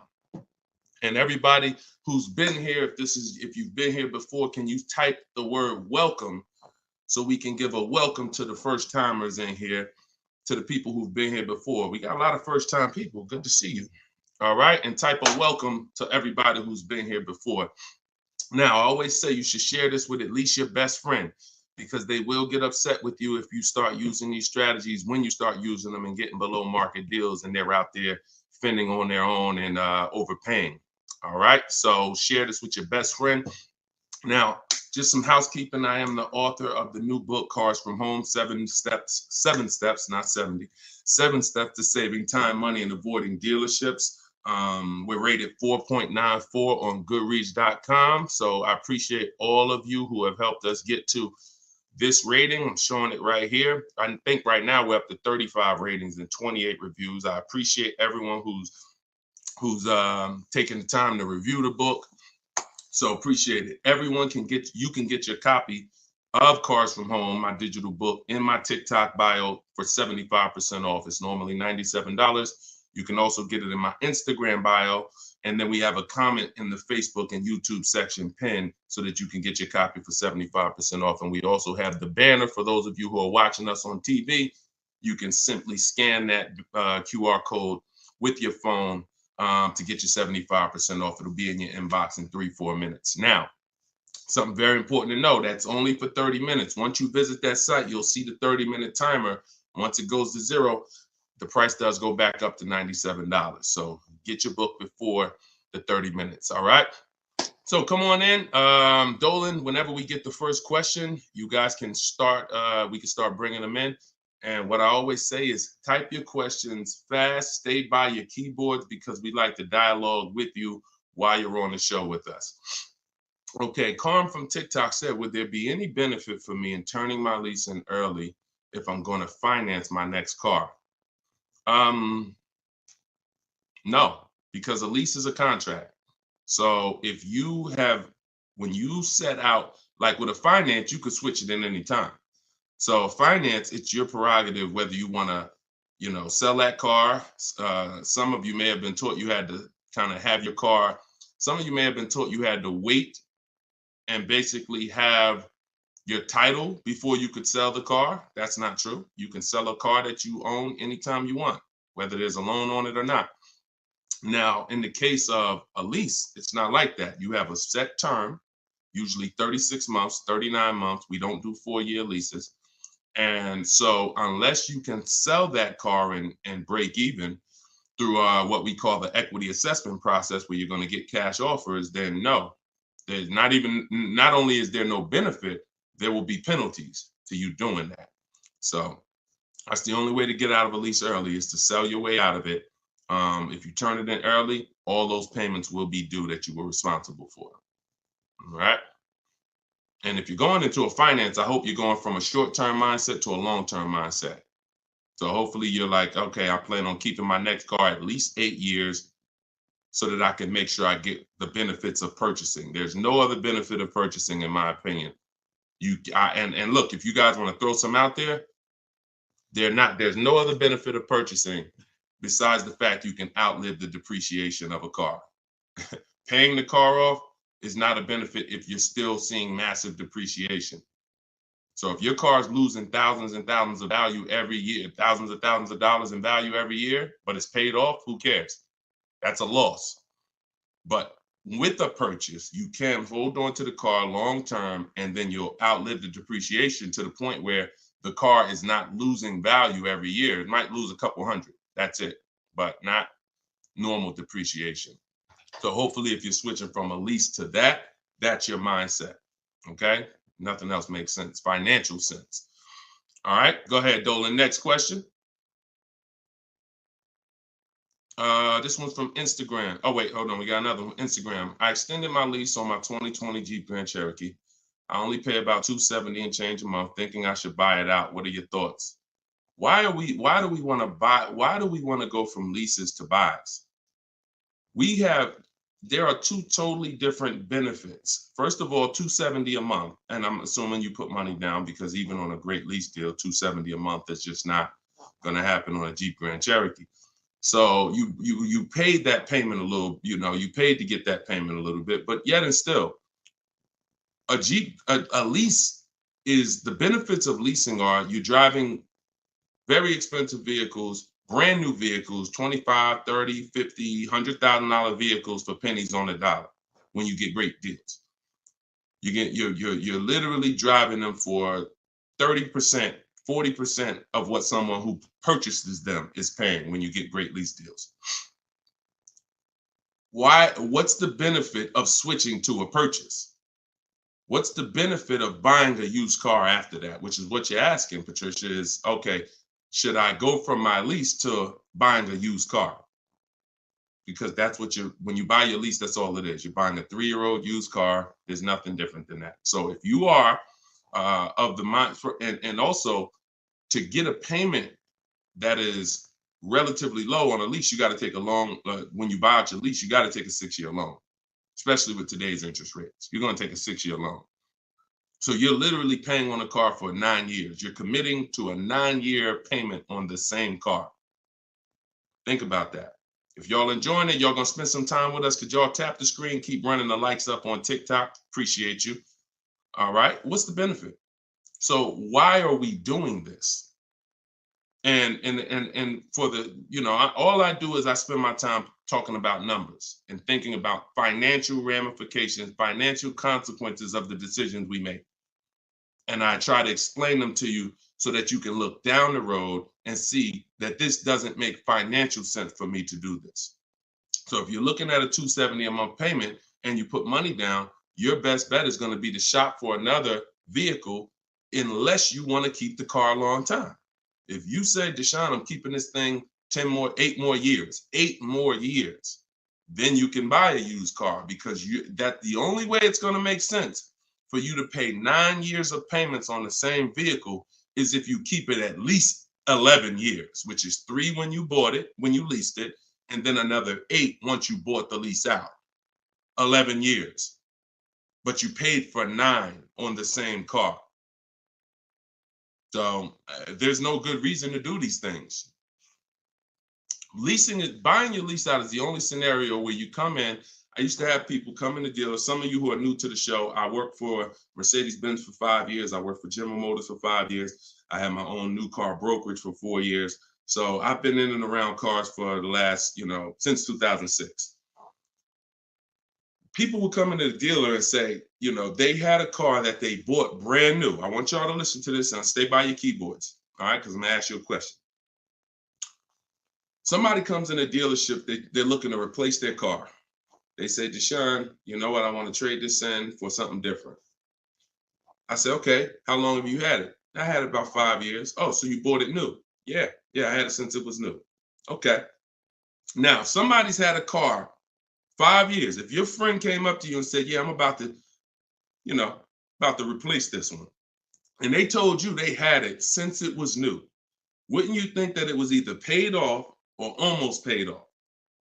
Yes or no? Yes or no? See, if I tell you a story that you'll never forget, you'll eliminate the bad buying your leases. It won't come to you anymore, because you'll think about this story. All right. So most people would think, right? Yes, I see you, Fuzzy Nuggets. Okay, I see you, Lori. Somebody said I had this car for 5 years since it was new. It should be almost paid off, if not paid off, right? Okay, I see you, Jack Nisley on Instagram. So we go through the whole thing of calling the bank, because I ask him, he says, oh, no, it's not paid off yet. Okay, do you know how much you owe? No, not really. Okay, I'll call the bank, I'll get you pay off. We'll find out how much you owe. Now, when I see somebody who would come in the dealership and they were trading the car in 5 years or 4 years or 6 years, I already knew I was going to talk to them about leasing, because they were going to love leasing when I started showing them the numbers and saying, hey, you should stop swapping these cars out. So that's what I'm prepared to tell them about. You're going to lower your payment, and anything your car is worth. If your car is worth 15 grand, most of that is going in your bank account. So you're going to pull all that money out, put it in your bank account. You'll lease the new car with little money. So I'm getting ready to drop good news. And I've done this for so many people, right? So I'm preparing to do this for this person. Now I call the bank and I say, okay, I'm calling to get the payoff for Mr. Jonathan Williams, 2018 Audi. Oh, yes, he owes $18,400. That's a problem. So I look at him and I'm like, the bank is saying you still owe like $18,000 on the car. How's that? Didn't you say you had it for 5 years already? Oh, yeah, but you know what? I actually leased it, and then I bought the lease out. This is how I found out this was horrible. It's exactly how I found out. Wait, you bought the lease out? Yeah, I took a loan out, and See, this is the only scenario where you can have a car for 5 years, but because he took a 6-year loan or even a 5-year loan to buy the balance of the lease, he still has 3 to 4 years of payments remaining. I want to let that sink in. 3 to 4 years of payment. He comes in after 5 years. You know what? I've been driving this car 5 years. Let's go. You still have 3 to 4 years of payments remaining because you bought your lease out. It's a horrible idea. It's a horrible idea. If you want to ask a question about any exceptions to that rule, you feel free to ask. I've got a bunch of smart people on here. We got a couple hundred people on here. Would anybody commit to a 9-year loan? Anybody? Anybody willing to raise their hand and say, hey, yeah, I'll buy a car, 9-year loan? Anybody? No, right? So this is what we have to understand. The buying the leases out is a horrible, horrible, horrible idea unless you are keeping it for another 8 years, because all you're doing is buying a used car. Now, the bad thing about that is you don't even have any excitement about the purchase when you start a new purchase, when you bought your lease out. So at least when you buy a used car, it's a new car to you. You've never been in it. It's like, okay, we got a new car. When you buy your lease out, you're already halfway tired of the car. But if you're a short-term person, you're not keeping your cars 8 years, there's no way you are going to keep that car long enough to have it make sense. No way. You've already been in it for 3 years.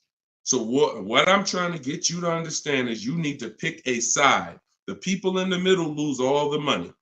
The people who buy their cars and keep them 8, 10, 12 years win. You still got to make sure you get a great price on the car. The people who get great lease deals win. Great lease deals, not regular lease deals. Win. There's two sides, but then this middle, those of you who buy your car and then you trade it in 3, 4, 5 years, you're in the middle. You're trading your car in when it's losing the most money in depreciation. You're losing thousands of dollars compared to these other two people. And those of you who are buying your lease out, you're paying too long on these cars that you're not going to keep long enough to have it make sense. You're in the middle, stuck in the middle. Pick one side and stick to it. And the way you do that is to ask yourself, every time you're about to get a car, how many years am I going to keep this car? Very simple. 8 years or more, I'm purchasing. 7 years or less, I'm shopping for great lease deals. That's how you get out of the middle. That's how you win. By the numbers. And I'll show you people throughout the show that you see these numbers don't lie. Go ahead, Dolan, shoot the next one out. All right. Let's talk about the black book and how dealers use it as an advantage to ask higher prices. In what way? Okay. Black book, most consumers are not even aware of. So when it comes to black book is a tool that dealers would be using, if anything, and consumers are not going to be aware of it. Now, when I've never in my life buying a car needed to focus on what the black book says, because I don't focus on algorithms. I focus on offers and bids. Offers and bids. Even when you go on those websites where you're shopping for used cars, because this is a used car question, you'll see Car Gurus, Kelly, Auto Trader, Cars.com. They give you a algorithm-based opinion. Good deal, great deal, fair deal. That's an algorithm-based opinion because they're not actually doing it like real estate, which is based on comparable sales. So it's all it is an algorithm based on all the cars that are on this website. This is considered a good deal. Now, here's the problem. They don't know what the original price of the cars were. So they're going off of an artificial market system. So if I just take everything on my website and then say, based on everything on this website, this is a good deal, but I don't know the most important thing, which is what I teach. This is in my book. This is everything I talk about you need before you can buy a used car. I need to know the original price. So the car that I ended up getting, which was a 2021 Infiniti truck, they said that was a fair deal. I'm looking at it, and that's why I ignored it. So I don't even pay attention to it. But when I'm looking at these top 4 Infiniti trucks, they all look the same. They're all white. They're all the same year, 2020 at the time. It was 3 years old at the time. They're all within a couple miles, 26,000 miles to 36,000 miles, similar miles. So, and they're all asking between 30 and 32,000. So that's confusing for someone who's going to, now that's why they give you the algorithm, because what they're going to try to do is try to end the confusion so that you don't stay there and you buy something. But no, what you need to do is you need to get the original window sticker of the car. Now, Carfax has agreements with some dealers, some brands. But once I got the original window sticker, here's how the clarity comes in. What I just told you is the scenario that most of you who shop for used cars online, you've encountered that. I'm looking at 4 cars. They all look similar miles. They're all asking within, $1,800 of each other. How do I pick the right one? Right? Normal question. Once I got the original window stickers, what do I see? Well, one of them is $46,000 brand new. One of them is $48,000 brand new. One of them is $52,000 brand new. One of them is $54,000 brand new. And that's the one I got. Type clear if that just clicked for you. See, when I'm looking at the algorithm-based price, now you're telling me, oh, well, these cars are within $2,000 of each other. So really, no matter which one you pick, you really did okay. That's what you're telling me based on the algorithm. But based on the facts, if I accept the one for the lower price, because I think, oh, well, they're all the same. But that's the one that was $46,000 brand new. And the other one that was $54,000 brand new, that had all this special equipment in it and features and all types of nice stuff in it, that one they were asking $1,500 more. So I lost if I picked that lower price one. That's why we don't get stuck on these algorithms and black books and anything like that. We go to the market, we see what the low side of the market is, and then we're going to obtain the Carfax. I have a couple ways that I like to do it. Either through the dealer's website. I'm going to get the original window sticker of the car, and I'm not going to buy a used car without having the original window sticker of the car. How do I know what's in the car? Forget what the dealer's discounting. See, listen, my mission is to show you the science of shopping from home the way I teach, because my way is a science. It's not random. It's actual steps. They don't change. It's a system. McDonald's. Drop the nuggets in for 5 minutes. When you hear the beep, take the nuggets out. They're done. Don't do anything that I don't tell you to do. That's my system. Now, the other ways is the other part of my mission is to show you the hidden money that you haven't been trained to see in your car deals. And this is the hidden money. Looking at things that don't matter is the distraction. It's the time waster. What matters when I'm buying a used car, when I need to know whether I'm getting a great price on it or not, is how much it was originally. And what is the discount off the original MSRP? That's all that matters. That's all that matters. Okay? Different way of doing things. Different. And this is how I want you moving. Go ahead, Dolan. Next question. What's up, Andrew? YouTube, I see you. I'm going to lease a 2024 pickup, but I want to have a hard cover on it. Should I search for a truck with a hard top, or can I have one installed while I'm leasing? Would that affect my lease? Great question. Usually anything, I mean, if you can see, here's the thing about seeing a truck that has it. A truck that has it, that option is going to residualize into the lease. What that means is, if it's a $1,500 hardcover, you don't pay $1,500 for it. You pay the percentage based on the lease. You pay the percentage you're using. Now, if you go and you put a $1,500 cover on it, aftermarket or after the lease is sealed, now you're paying the entire cost for that.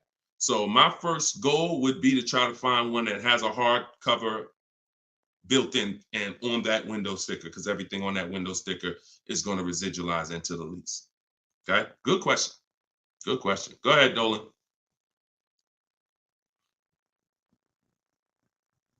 Okay, and we're live, y'all. Just so you know, I know some of you may have seen our broadcast because we rebroadcast these shows all day, but we are live. Today is our Wednesday 12 p.m. show and Eastern time, so you can ask your questions. We'll get through as many of them as we can.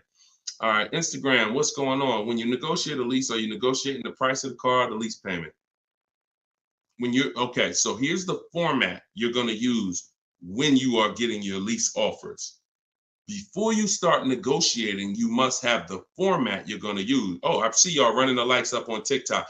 Every time y'all hear something that you like, if you could just tap the screen, that would be great. And then wherever you're at, if you could hit the like button, I see we got 2 likes. That's pretty sad, but it's all good. I'm thankful for the 2 likes on Facebook and YouTube. No, I think that's Facebook.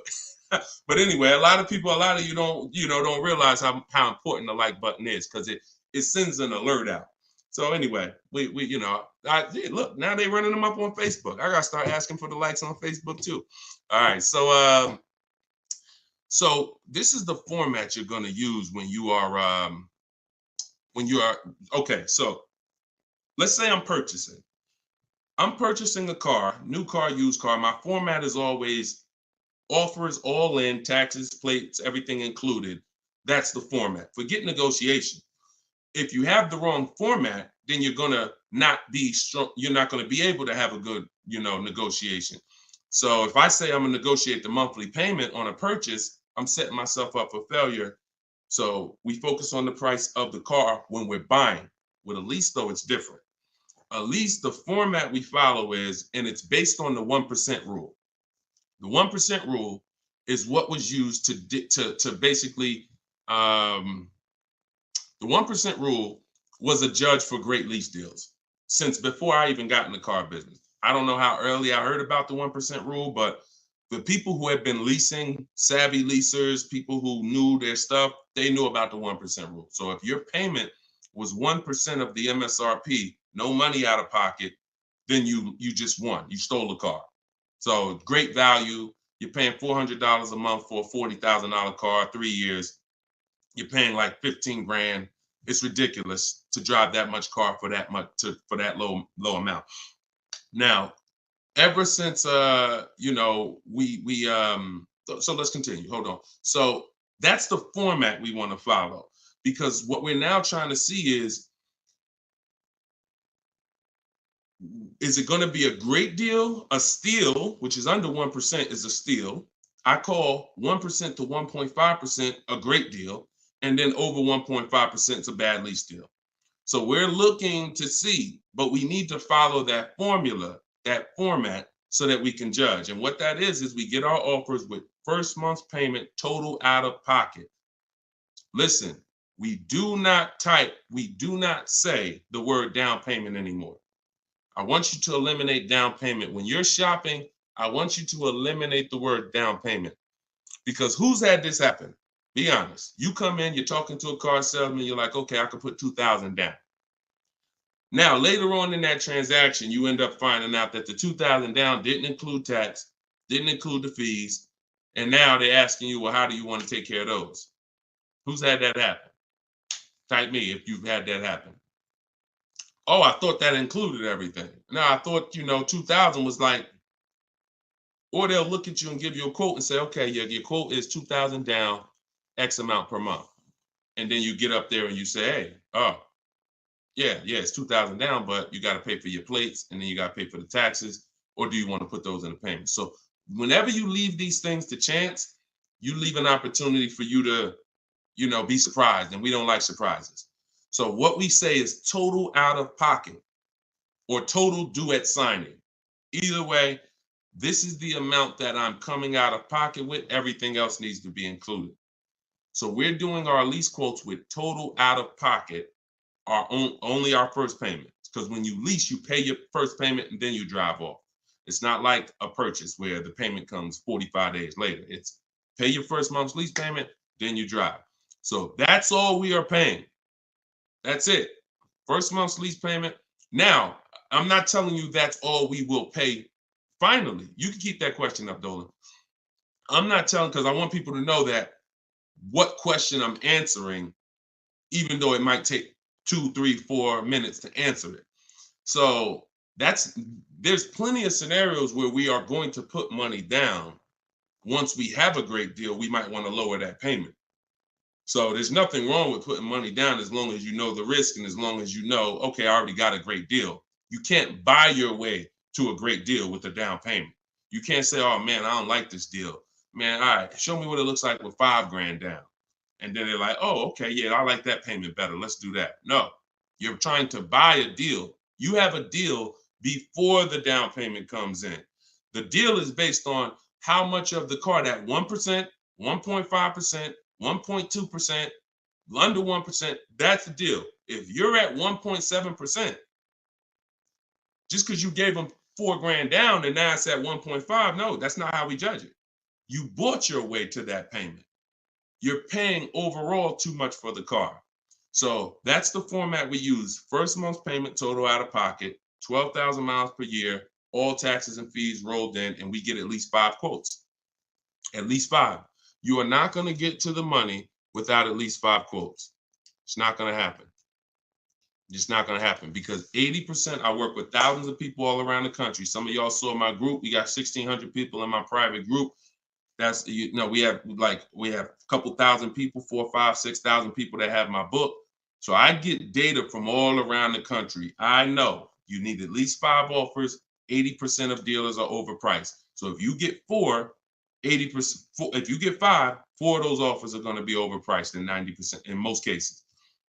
And some people go, if they're shopping for a popular vehicle, they may do something like Charles.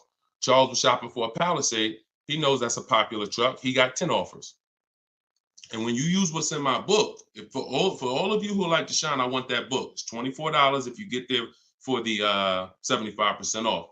In there is my scripts, and it's the way we contact dealers online to get offers online. We always get our offers online. We don't talk. I'm not giving you scripts to say, hey, yeah, all right, I gotta remember what Deshone told me to say. No, we are online. They're online scripts and templates, because if we talk, we're messing up. Whenever we're talking to a salesman about numbers, you're not following what I teach, because I'm never gonna be in that position. I'm never gonna tell somebody to be in that position. Everything we do is online, but you must get 5 offers at least. And you see, Charles got the Palisade, $48,000 truck, $597 a month.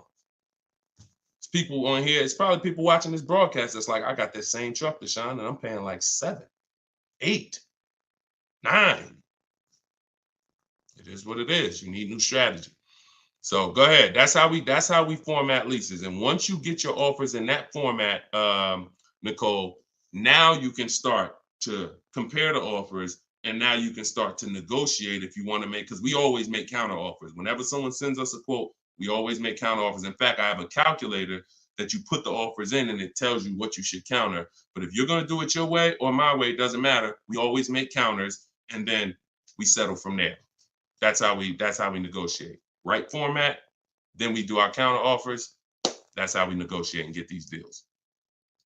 All right. All of this is in my book. For those of you who haven't gotten there yet, or those of you who just jumped on, it's in my TikTok bio. It's in my Instagram bio. There's a website there. You just click that picture of me. You won't leave the broadcast. Click the link in my bio and click the button that says 75% off the new book, and you'll have your copy in your inbox. You can use all of this stuff forever. And it's a digital book. Some people say, Deshone, is it in print? You don't want to print the book? No, because I can't update it. If I print the book, every single new thing that happens, I gotta remake the book. And now you got Cars from Home Volume 1, Cars from Home Volume 2. Every year I'm putting out a new volume to update it. No, with the digital book, we can update it all day long. So it's really a one-time purchase. So in the Facebook and YouTube comments, you guys can get yours, and you can win. Go ahead, shoot the next one up, Dolan. Okay, Sierra on Facebook. Even if you're getting another lease, will you still owe the remaining payments? Yes. Yes. Look, it's a bunch of lies. I know people have told you that if you now let me preface this, because what she's asking is, see, a dealer that you did business with may make it look like if you come here, we'll get you out. Who has dealers calling them right now telling them, hey, come on in, we'll get you out.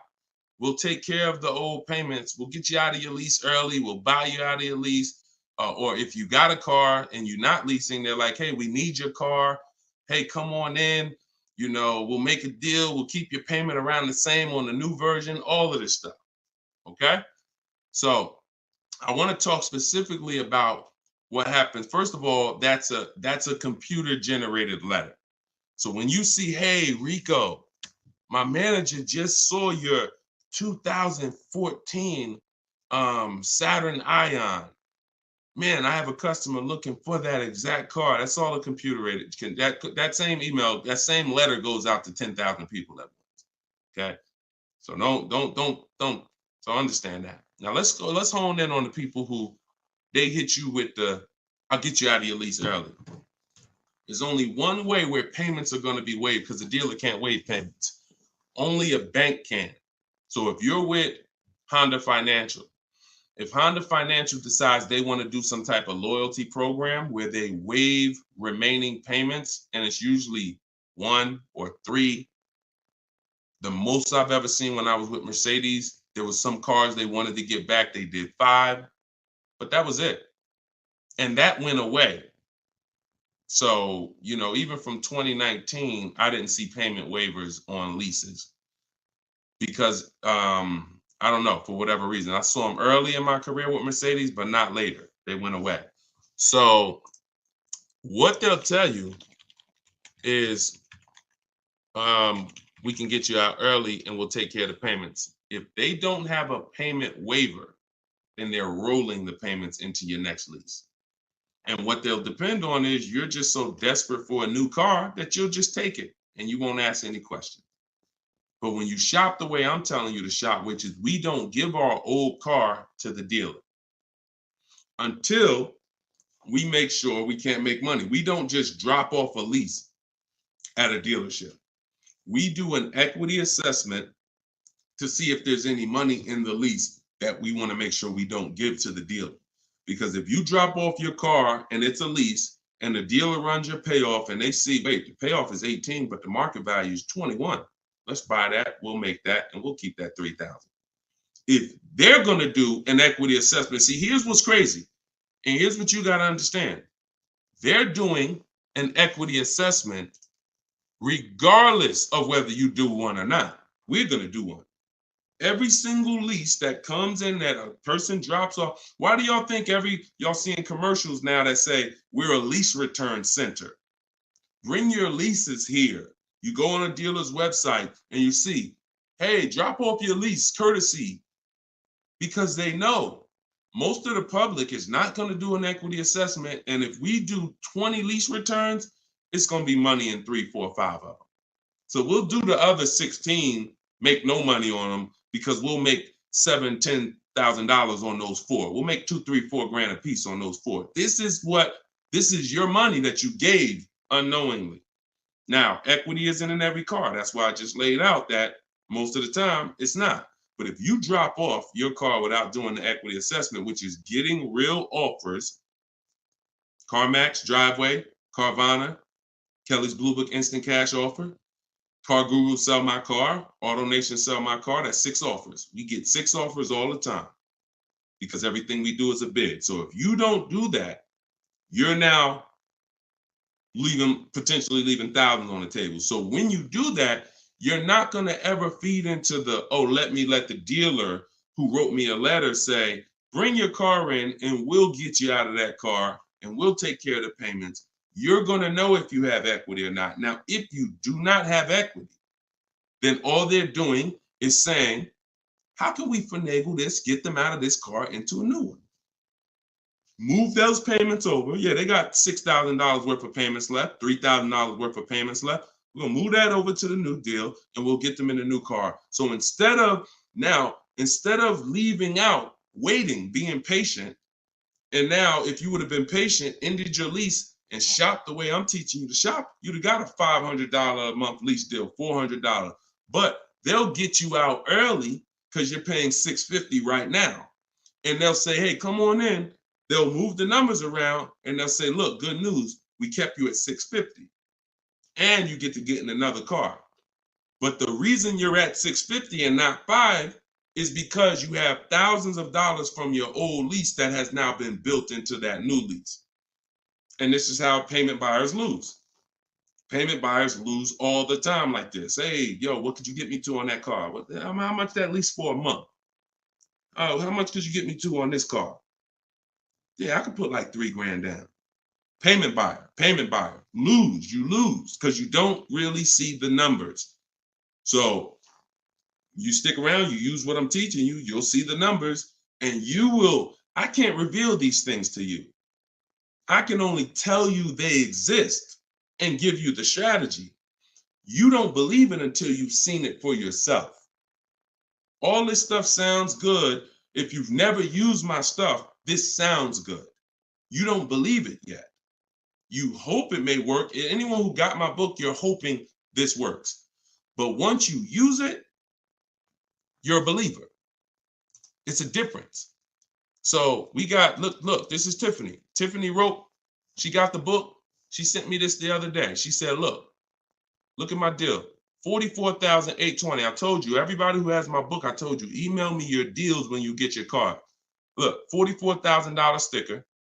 She got a $6,530 discount. And look, I'm not going to read everything she wrote because she's just praising the system. She's praising sitting there, negotiating from home, using the tools, winning. Saved more money on this new car, brand new car, than she's probably ever saved on any car. And she never had to go in a dealership to do it. Bids. So she was hoping this would work. She was on this show. If she got my book, she couldn't have been in my life more than a month. We just started the show. So she literally was hoping, all right, I'm going to use this, Deshone. But now it's not a matter of hoping. She knows. That's where you got to get. So all of this stuff I'm telling you, you got to prove it to yourself by the actions you take. And once you see how overpriced these deals have been that you've been considering, you'll understand, wow, I'm never going in a dealer to get my prices again. Never. And then that's when you know you've been transformed. Go ahead, Dolan, shoot the next one up.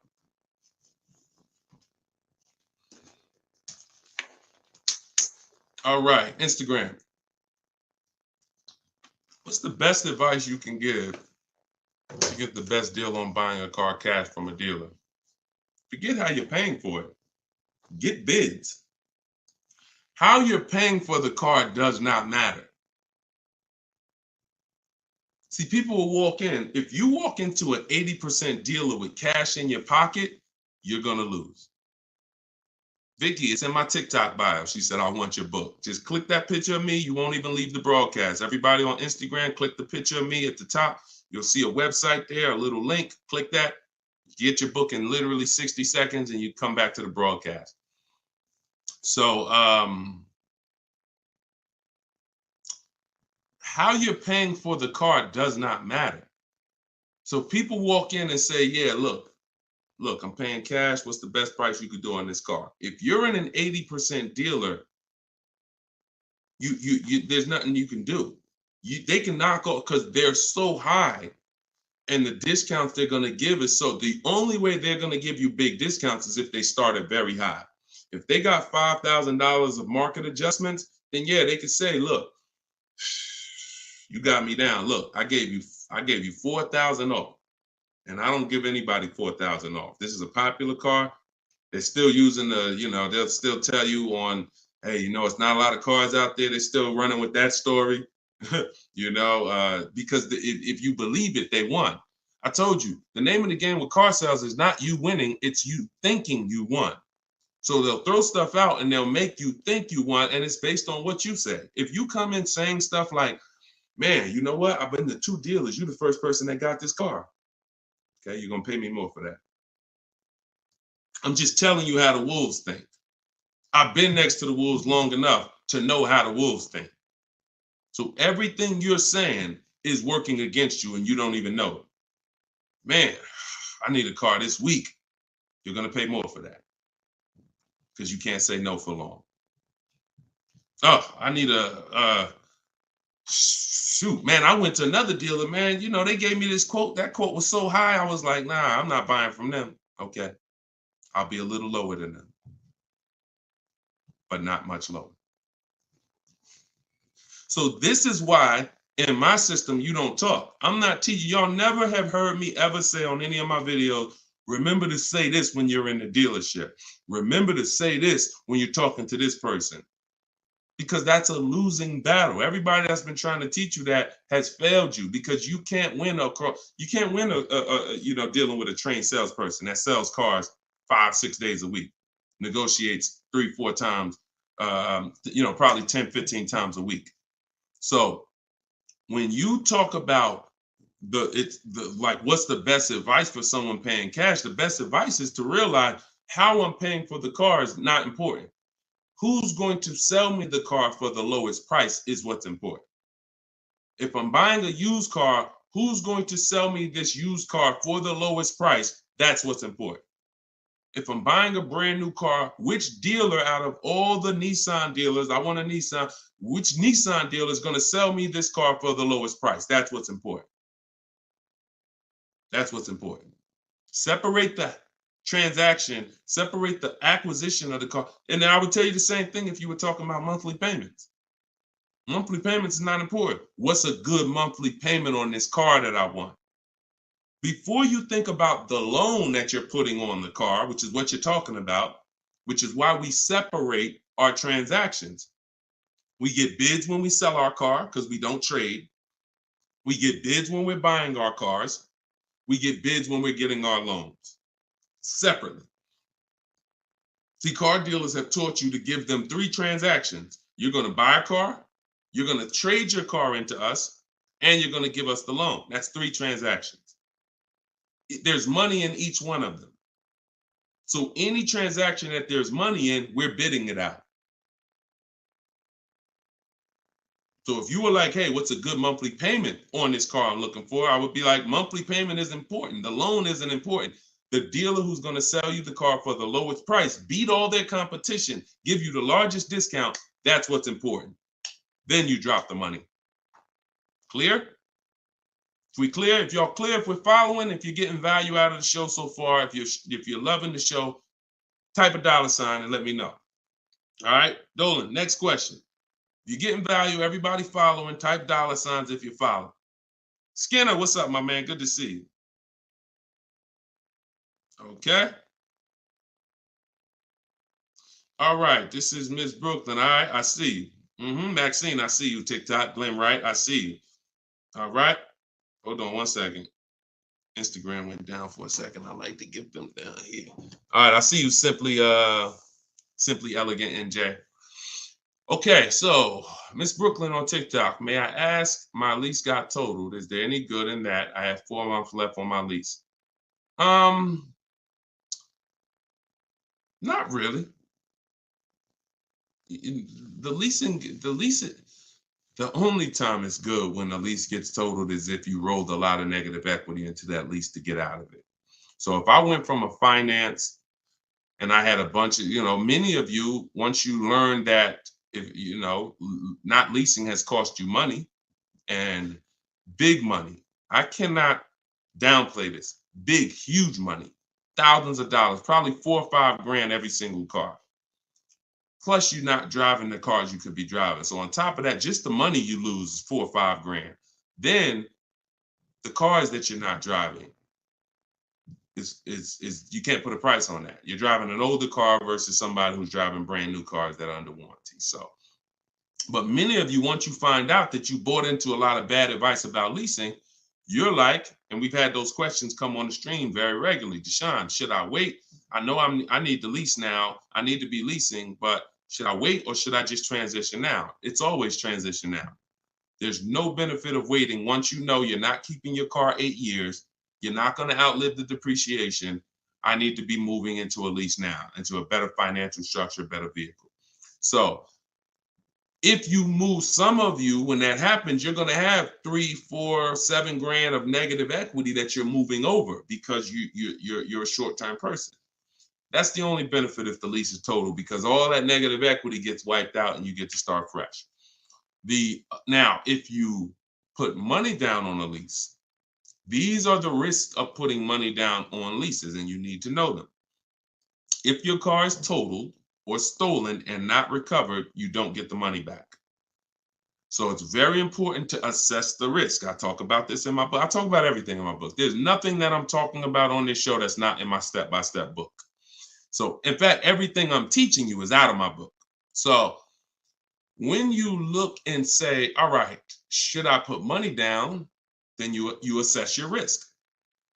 How many vehicles have you had stolen in your life? If the answer is 0, then chances are you won't have a vehicle stolen.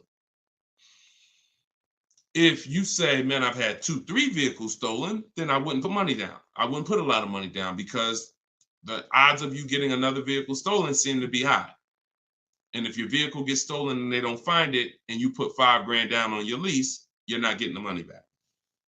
Now, the opposite, the other end is if the vehicle's totaled, like you experienced, Ms. Brooklyn. If the vehicle's totaled and you put $5 grand down, you don't get the money back. So you ask yourself, how easy is the vehicle to total? If you got a Honda Civic, a Toyota Corolla, small SUV, something that's easy to total, then I wouldn't be putting money down on that lease. I wouldn't put a lot of money down. I've had people put money down on SUVs and bigger sedans and bigger, S-classes. When I was at Mercedes, people would lease S-class for like $1,400 a month. They put money down to lower the payment. I've had people put 7, 8, 9, 10 grand down on a lease on an S-class because they know it's hard to total an S-class. Like you have to be in, God forbid, a once in a lifetime accident to total an S-class. So that's what you do to assess your risk. And what you're doing is you're always shopping your leases with only first month's payment due at signing. Because if you can get a car that has everything you want, and once you get all your offers, if the monthly payment's in your budget with no money out of pocket, then that's what I would do all day long. That's what I would do all day long. But sometimes people will get like a lease and it's a great deal. It's under 1.5%, but they're like, you know what? Payment is like $600. I want to lower that to like $500, and they'll put $3 grand down to lower it, $3,500 down to lower it to $500. But that's a decision you make only after you assess the risk. But in your particular case, if you didn't put a lot of money down, then no, you're just going to start fresh. You're going to shop for your lease, and that's it. Good question. All right. Yes, under 1%, we call that a steal, Skinner. Absolutely. That is a steal, not a deal. Go ahead. And we get steals. Some people may say, look, man, how do you see steals? We already know. Look, we get steals. When you get bids, you'll see some steals depending on the lease program. Farina just got her Jeep Grand Cherokee, $66,000 Jeep Grand Cherokee, $579 a month. $579 a month. 0.88%. Sitting at home getting bids. All right. Go ahead. Next question, Dolan. Shoot it up. This is Byron on TikTok. How long should you wait to refinance after the purchase date? As soon as it makes sense. I don't know what your interest rate is, and I don't know how thoroughly you shop for your loan. If you use the bank bidding war, we're letting 15, 20 people run our credit within a 48-hour period. So it only is going to weigh on our score like as one hard inquiry. So if one hard inquiry would have lowered our score 10 points, those 15, 20 inquiries will lower our score the same 10 points when the window closes. So if you shop like that, then no, you're not going to refinance in a month because you shop the market so thoroughly, the potential for you saving in the short term is not going to be there. But if you didn't, then yeah, you might be looking now and see that there's people who can refinance you for a lower rate. But again, the reason I don't like doing that, if you just got the car, because now you're talking about, potential more hard inquiries. But what are you going to do? If you think you could get a lower interest rate refinancing, I go online, type in refinance car loan online and see, I think Lending Tree, Nerd Wallet, they have a couple resources that they recommend, and see if you can save money. I'm refinancing if I could save money, if I could drop, because look, on a $30,000 loan, if you got $30,000 that you owe, if you could drop your interest rate by 1 point, that's probably $1,000. So, I mean, if you're not taking the shopping of your interest and your loans, that's why we bid this out. In my book, not only, and I have a section when I send it, it's called the Bank Bidding War. So I haven't combined it into my book yet. But for those who are financing, I'm going to restructure the book. Again, another update coming of the book, because that's what we do. And I'm going to add the Bank Bidding War to the book. But I don't want you, if you go online and you see that you can refinance and you can drop your interest rate, then do it. But I always tell people, don't just take a long loan, because what they'll try to do is tell you and what you can fall for. Because if you just get hung up on the monthly payment, they'll tell you, well, if you take a 5-year or 6-year loan, refinance it to 6 years, your payment goes from $490 a month to $350, and you're like, okay, give me that.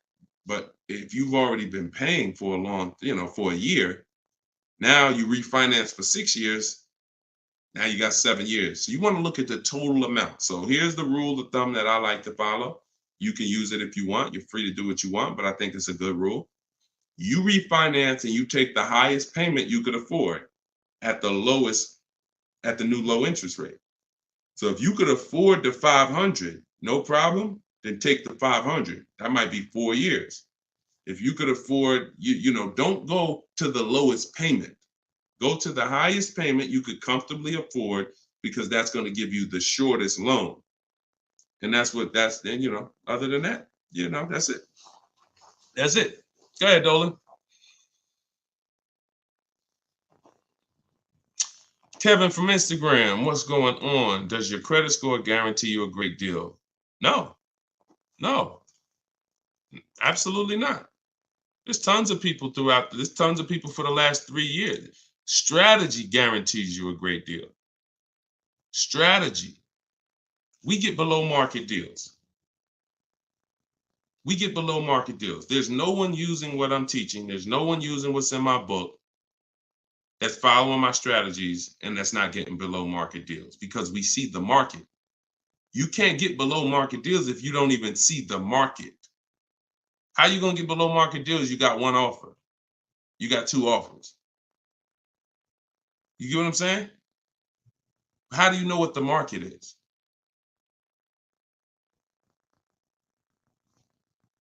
In order to get below market deals, you must have a strategy that allows you to see the market. See the market offers. See the widespread. Look at used cars and say, man, this is everything within 100 miles of me. Narrowed down, blah, blah, blah. I see the market. So, and there's people with not great credit that are going to use the strategies to buy at a below market price. So strategy is what gets you below market deals. You can have great credit all you want. You have no strategy, you will pay market value or higher. Because below market deals are reserved for the people who have the strategies to get them. Nothing to do with credit. Nothing to do with credit. I tell you, if you have bad credit, your goal should be the only people I'm overpaying, and I'm not overpaying because it's all I qualify for is my loan. My bad credit is not between me and the dealer I'm buying my car from. My bad credit is between me and the person who's lending me the money to buy the car. If below market price on this car is $18,000, if I don't have any strategy, then I'm going to go in and I'm going to buy it from them with bad credit and end up paying 21 plus the high interest rate, bank fees. And not only did I overpay for the car, but now I'm paying 15, 20% interest. That's what most people do. No strategy. So people with no strategy get killed two ways if they have bad credit: the loan and the price of the car. But when you have strategy, the only person who you should be paying more than average is the person who lent you the money. But they should be looking at you and saying, you got a great price on the car. Goes back to what I said about 15 minutes ago on separating our transactions. We separate our car purchase from our loan. The dealer who's going to sell us the car has nothing to do with the person who's giving us the loan. These are two separate bids. So my loan, because my credit's bad, is going to be a higher interest rate. Understandable. But I'm going to use the bidding system, get multiple offers, and I'm going to get a great price on the car. Separate. All right. It's a good question. It's a good question. And I'm sure a lot of people had that same question, Kevin. Go ahead, Dolan. All right. Appreciate y'all running the likes up on TikTok. If y'all can keep tapping the screen. Thank you, Ambitious73, for sharing the broadcast. Shout out to the sharers. On Instagram, y'all see next to the comment section, there's something that looks like a little paper plane. If you hit that, you can share this with a couple of your friends. You should certainly be sharing this with your best friend because they might not be friends. I'm going to be honest with you. If I had a friend and he was watching this stuff, shopping for cars, and didn't tell me about it, and I went out and I just went and if there was this new way to car shop to save all this money and he didn't tell me about it, I'd be a little upset, especially when I bring my car home and realize, dag, I overpaid for it, $5,000, $10,000, or dag, I didn't even know about leasing. You know, my parents told me, man, I should never lease. Oh, you don't listen to this guy, Deshone? Nah, man, I don't lease stuff. No, you need to listen because if you're not keeping cars 8 years, he's going to show you why you're overpaying by thousands of dollars by not leasing. It's not even close. Oh, for real? All right, I'll watch him. Then next thing you know, he's seeing me, but he bought a used car last year, or he bought a car that he's now in a finance with, and he's like, man, how long you been watching this guy? Man, I've been watching him for 2 years. You couldn't tag me in a video? You couldn't tag me how many people come on my stuff and say, Dad, I wish I would have saw this before I got my car. We're trying to prevent that. I don't want your friendships destroyed. Not only am I trying to save households financially, I'm trying to save friendships. All right, go ahead, Dolan. All right, we got the next one up. Jason, should you use MSRP minus dealer incentives to calculate the 1% rule or the MSRP without the incentive? Nope. MSRP. I showed y'all this the other day. I'm going to show y'all this again. Well, I showed people on the broadcast the other day, right here. Just let me remove that question so everybody can see it. Just take that question down real quick, Dolan, so everybody can see this window sticker for me. All right. See right here? Total MSRP. That's what you use. That's what you use.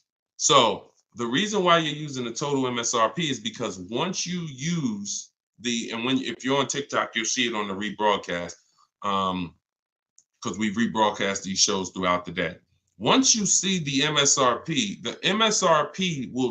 the percentage is what's going to change. based on the offer the dealer made you.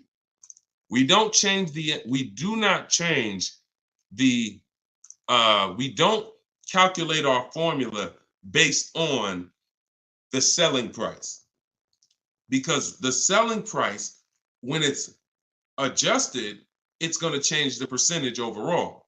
The selling price is what's going to dictate whether it's 1%, 1.4%, 1. So the selling price, once you take the monthly payment and divide it into the total MSRP, it's going to tell you, okay, who gave me the biggest discount? The lower the percentage, that's the dealer that gave the biggest discount. It's reflected in the percentage. So we don't have to adjust the MSRP. The selling price, if they took $15,000, look, they took a crazy amount of money off for Greg, $56,000 MSRP. He got a 0.9% lease. Matter of fact, let's look at Kimberly. Kimberly, she got a Maserati. She got a $91,000 vehicle. She ended up getting over 20 grand off. Over 20 grand off, getting bids, saving more money at home than everybody saving in dealers. Can't get these types of deals in dealers. So $86,000, then she got a $66,000 offer. So they were taking $20,000 off.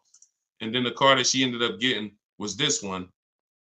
And look, when you see 1%, when you see a low, that means all that discount that they took off is reflected in the percentage, because the percentage is what you are paying relative to the MSRP.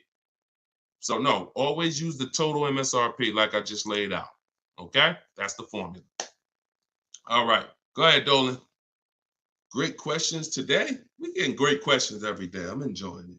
I'm enjoying it. TikTok, do you have to repurchase to get the book updates? No, you don't, Youssef. That's why it's a digital book. Example, Room went out of business a little while ago. Room used to be in our bids. When we sold our cars, the equity assessment, Room was in there. When we bought a used car, Room was in there. So they were in our bids for the marketplaces and for our selling our cars. They went out of business. I went right into the master file, updated it. That's why when you get your book, an email is sent to you with the master file.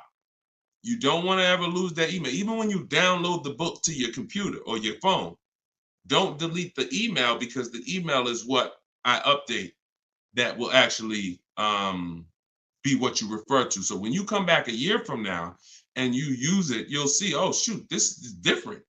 Yeah, because we update this. So yeah, once you get it, that's why it's a digital book. That's why I didn't print it. And if I would have printed it, I could have, made more money probably, because I could have just said, hey, all right, y'all, a year from now I'm on here. Okay, so we had a lot of changes last year.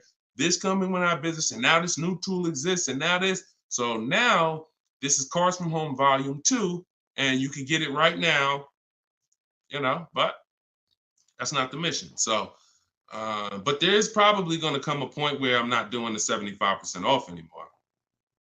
I know that's our welcome offer. So, I mean, those of you who come on and look, $97, we've had people pay $97, not ask any questions, because if they use the book, they're not even asking any questions. If they use the book, it's like $97. I would have paid $900 if I knew what this book was going to do for me. So they're not hung up over $70-something difference. But I will at some point probably do away with the 75% off offer once we really launch and get enough books out there in the marketplace. So, but for now, you can get yours for 75% off in my TikTok bio and my Instagram bio. It's my new digital book, Cars from Home, 7 Steps to Saving Time, Money, and Avoiding Dealers. Here we are on Goodreads. Thank you to everybody who's reviewed the book. And if you haven't reviewed the book and you used it, please go to Goodreads and add to our 5-star reviews. I appreciate you. And then we have a comment in YouTube and Facebook in the comment section where you guys can get yours, or go to deshonsbook.com. Get your 75% off before the timer expires. You got 30 minutes. All right, go ahead, Dolan. Valerie on Facebook. In leasing cars, can I do personal modifications? Great question. I'm an amputee. I have to drive with my left foot, so I need a left gas foot accelerator installed in order for me to drive. Can I do that modification on a lease car? That's a great question. Anything that can be restored back to factory, then you can do it. Like if you are going to, now you tents, they don't require you take off tents because some people like, that's a serious question. Can I tent my car on a lease? Sure.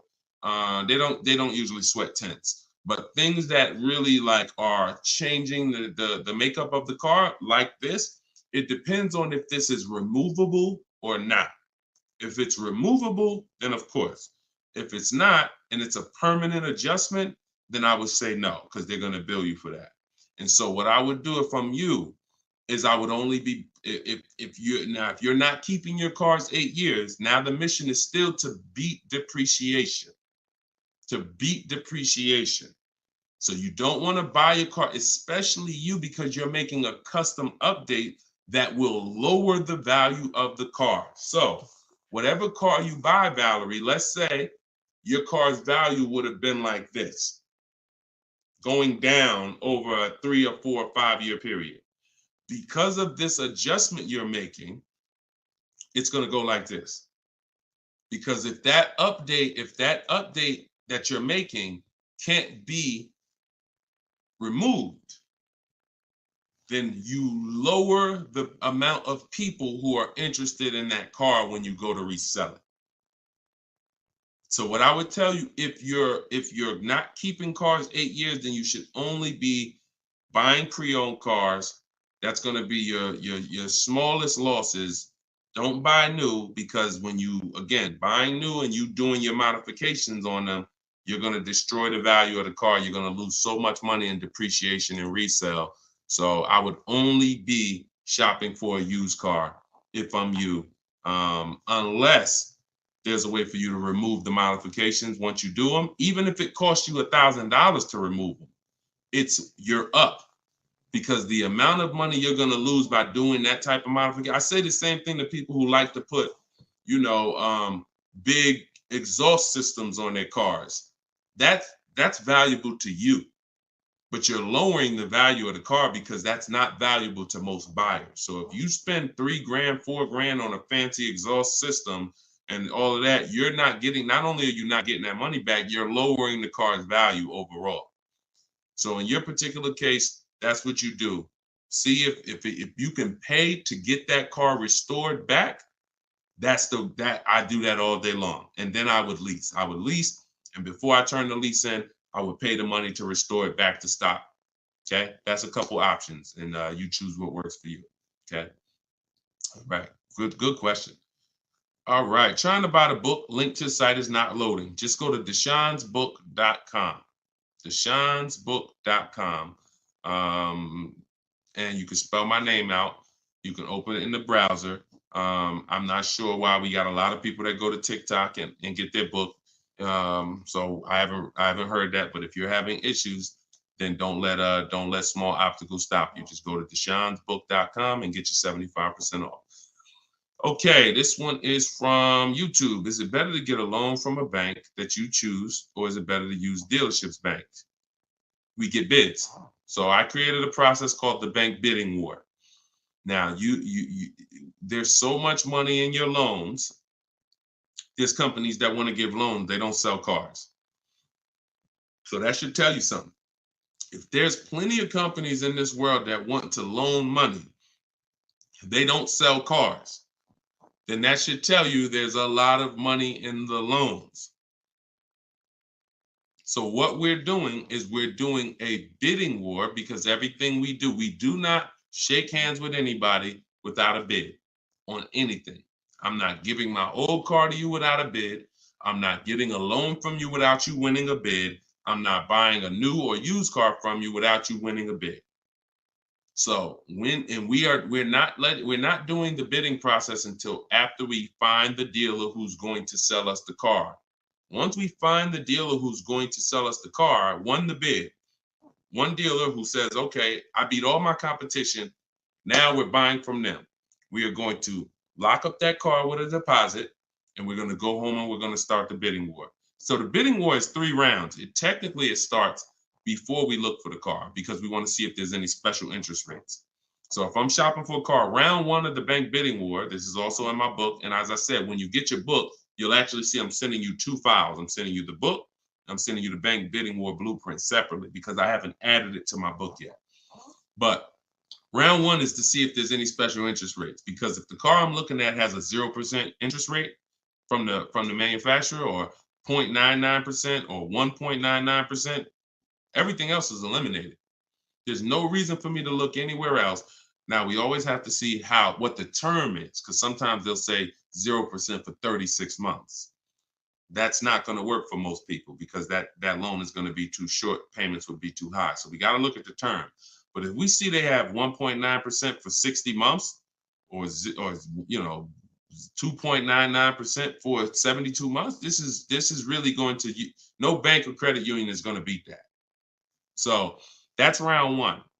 Now, most vehicles are not going to have that. So then we do what we just said. We're getting the bids. We're finding a dealer that's going to sell us the car for the lowest price, win the bid. Once we do that, we lock our car up with a deposit. We come home. That's where we start the bank bidding war process. So we're going to go online. We're going to call our bank, our credit union, do all these offers, let all these people access our credit with a hard pull. And then we're going to get the bids in round two. Whoever gets the lowest bid, they win round two. Then we call the dealer and we say, hey, this is what I got. If you guys can beat it with one of your banks, I'll do the business with you. That's simple. That's the bidding war. And see, when you do bids, when you follow my process, you eliminate any buyer's remorse. There's two types of buyer's remorse. You bought a bad car, so we have boundaries that we use to not buy bad cars. But then the other buyer's remorse is I overpaid. And not even I overpaid, it's the wondering if I overpaid, that mental torture. And some of you have had it the day you drive off the dealer's lot. Yeah, you think we should have did better? You think I should have asked them for another 1,000? I feel like I should have at least asked them for another 1,000. Yeah, I feel like this. You think the interest rate is okay? Mental torture, buyer's remorse, early buyer's remorse. That's eliminated using what I'm teaching you. When you get bids, it's guaranteed. We guarantee we get the most money for our old car. We guarantee we get the best price in the market on our car we're buying. We guarantee we get the lowest interest rate. It's guaranteed. It's a totally different thing. And the only way we do it is through bids. So that's the bank bidding war. And even I think who used it? I think Tiffany, when she wrote in, she would say something. That's what she was writing about in the end of her email she sent me. Send me your deals, y'all. I always want your deal. I say when you use this stuff, you use what's in my book. Email me your deals. You'll have my email, because when I email you the book, you'll have the email you can send your deals to once you get them. But this is what she said.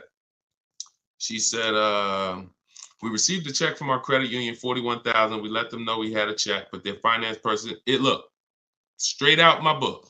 But if their finance person could get us a better rate, we would go with them. The dealer bought us a better rate, half our interest rate. But the bank they chose wanted $1,500 down, so we said no. So that's it. So she took round two of the bidding war, came in and said, look, if you could beat it, you got it. They said, okay, we could do half the interest rate, but you need money down. Okay, no problem. That doesn't work for me. So that's in control. That's like, okay. And there's going to be some scenarios where the dealer says, look, I can't beat it, but I can match it. And in which case you save all the paperwork. You don't have to go through that with the bank. So, and it's the guaranteeing of knowing I got the lowest rate in the market, because I had 15 banks competing, not one dealer who was shopping it. So total different thing. All right, y'all. I see we got a lot more questions. Shout out to the sharers. I see some new followers. If you haven't already, subscribe on YouTube. We got some new things coming for YouTube very soon. Some things that's going to help organize the show and help you reference things and see questions and break them down so you can actually reference your question. So YouTube is what allows us to do that. But we're live on all 4 platforms when we do the show. So whenever you see the banner above me, you know we are, we're replaying it. You can tell your friends about it, because some of you can't make the whole show. You got to go to work, or your friend, you can tell them any time of the day. We're usually rebroadcasting these shows, but the banner also will show when we're going to be live. So the good thing about it is, you see in the banner, we'll have the live shows so you can actually see when we're live and you can join us. So this has been our 12 p.m. show. Everything we taught today is out of my new digital book, Cars from Home, 7 Steps to Saving Time, Money, and Avoiding Dealers. You can get your copy for 75% off for 30 minutes. If you visited the website, the timer started. So once you visit, that timer started. Once it goes to 0, the price is $97, which is still a great price. But if you haven't been there yet, you can get your copy for $24 at 75% off in my TikTok bio, in my Instagram bio, or pinned in the YouTube and Facebook comments. And we'll put the banner back on here for those of you who are watching us on TV. You can just scan this with your mobile camera and you can get your 75% off. But great job. Listen, great questions today. Make sure you are sending me your success stories so I can bring them onto the show, just like Tiffany. If you haven't already, go to goodreads.com and you can post. We just got another review on goodreads.com. So add to our 5-star reviews. Tell us your story so that we can keep getting this message out and the people who want to learn strategy can keep getting it. All right. Always a pleasure. God bless y'all. I'll see y'all on the next stream.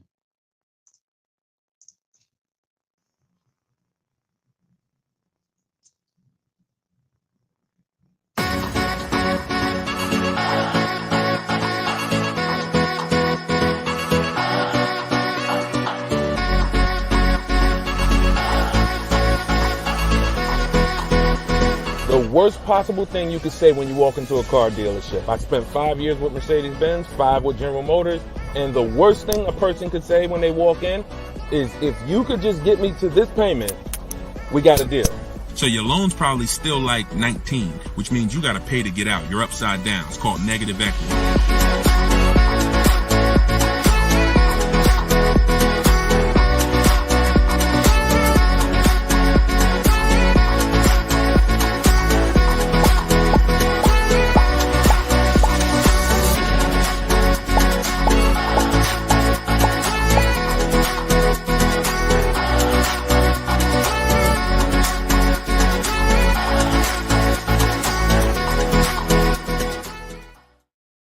What's up, everybody? Welcome back to Car Shopping Questions and Answers. I'm your host, Deshone the Auto Advisor. This is episode 12, and we do these live shows to make sure that those who are committed to financial literacy get the insider strategies they need to get below market car deals. And the only way you're going to do that is by using strategy. So that is what we teach here. I am all about giving you the simple strategies you need to sit at home and let dealers bid for your business, let banks bid for your business, and let people bid for the cars that you're going to sell, not trade.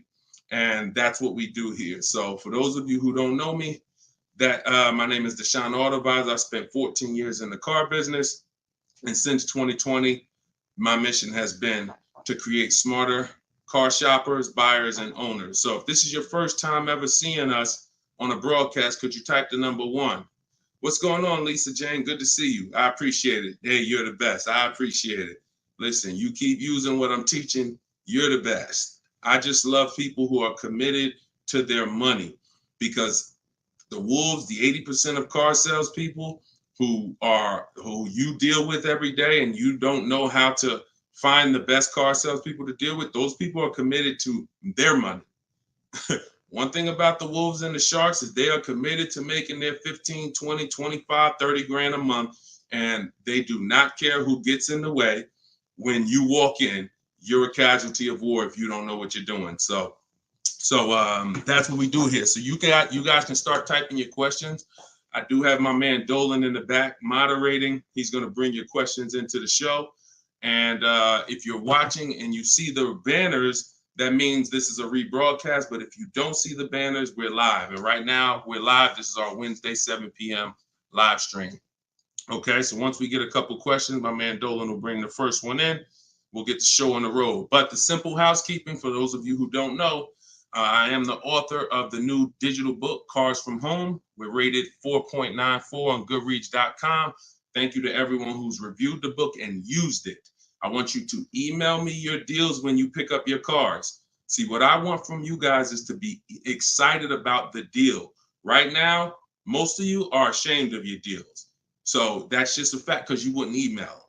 And I'm not in the business of telling people they got bad deals. But once you start using what I'm teaching you and you start getting bids and shopping the easy way, you'll love to share your car deals. You'll be sharing your car deals with anybody willing to listen. And that's what I want. Okay, so As part of our welcome launch, you can get your copy of Cars from Home, 7 Steps to Saving Time, Money, and Avoiding Dealerships. It's 75% off in my TikTok bio for 30 minutes, in my Instagram bio for 30 minutes, or if you're on YouTube or Facebook, you can click the comments we have pinned for you and you can get your copy for 75% off. You won't pay the normal $97. You'll get it for $24. So Dolan, if you could, matter of fact, I'll throw the banner up. Dolan, you could throw the first question up and let's get the show on the road. Okay, this one's from TikTok. Miss SPM Clark, how are you? Is it a good time or season to buy a vehicle? That's a great question. Is it a good time? And whenever you hear a question that you like, that y'all running the likes up on TikTok already. Shout out to everybody tapping the screen, running those likes up. I appreciate you all. That's a great question. Is this a good time or season to buy a vehicle? There's no bad time. I'm going to tell you why. What you're depending on is to be positioned to find a dealer who really wants to move a vehicle. Now, 80% of dealers are overpriced. I'm going to continue to say that. Now, the reason I know that is because since 2021, I've worked with 1,600 people in my coaching program and probably another 5,000, 6,000 that have my book already. I know the data. When we're looking at offers, 80% are overpriced. So you need to know that 80% of the dealers that you're dealing with, 80% of the dealers in this country, if you're driving down the highway, 80% of the dealers are overpriced. They don't all have the same prices. I know you may have been taught that, oh, every dealer is the same. They're all different. They're all competing against each other. So you now use that to your advantage. Marketing tells you when does the marketing tell you is the best time to buy a car? We got a good number of people on here already. Make sure you stay by your keyboards because if this is your first time on the show, you'll see we ask questions and then I need you guys typing fast so that we can keep the dialogue going fast. When does the marketing tell you the best time to buy a car is? Okay. Brighten up my light while y'all do that. Hold on. I'll be looking at your answers. Okay. New year. Yep. New cars. Okay. When cars come out. Okay. End of the year after September.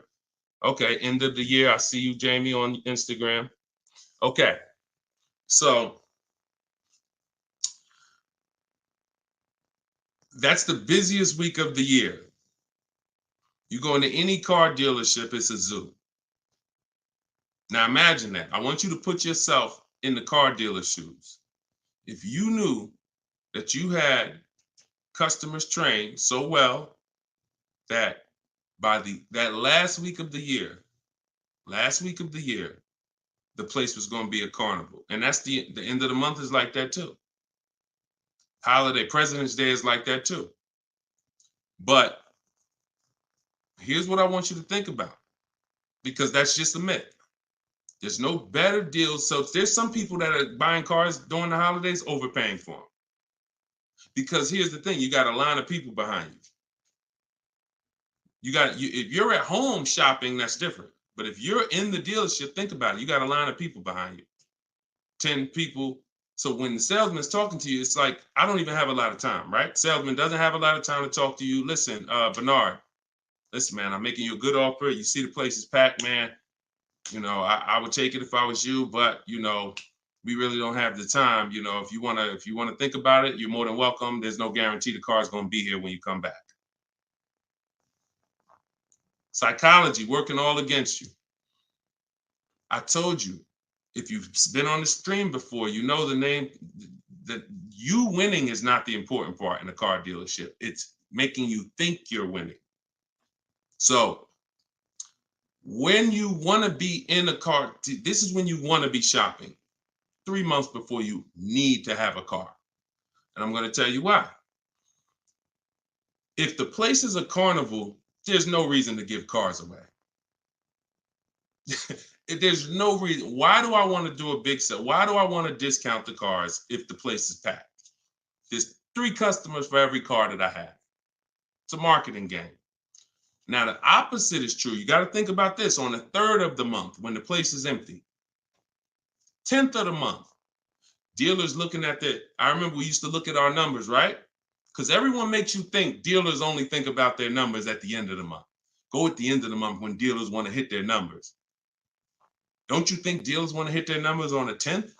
Don't you think if we have to sell 250 new cars and we look on the 10th of the month and we're like, oh, we only got 70 cars sold.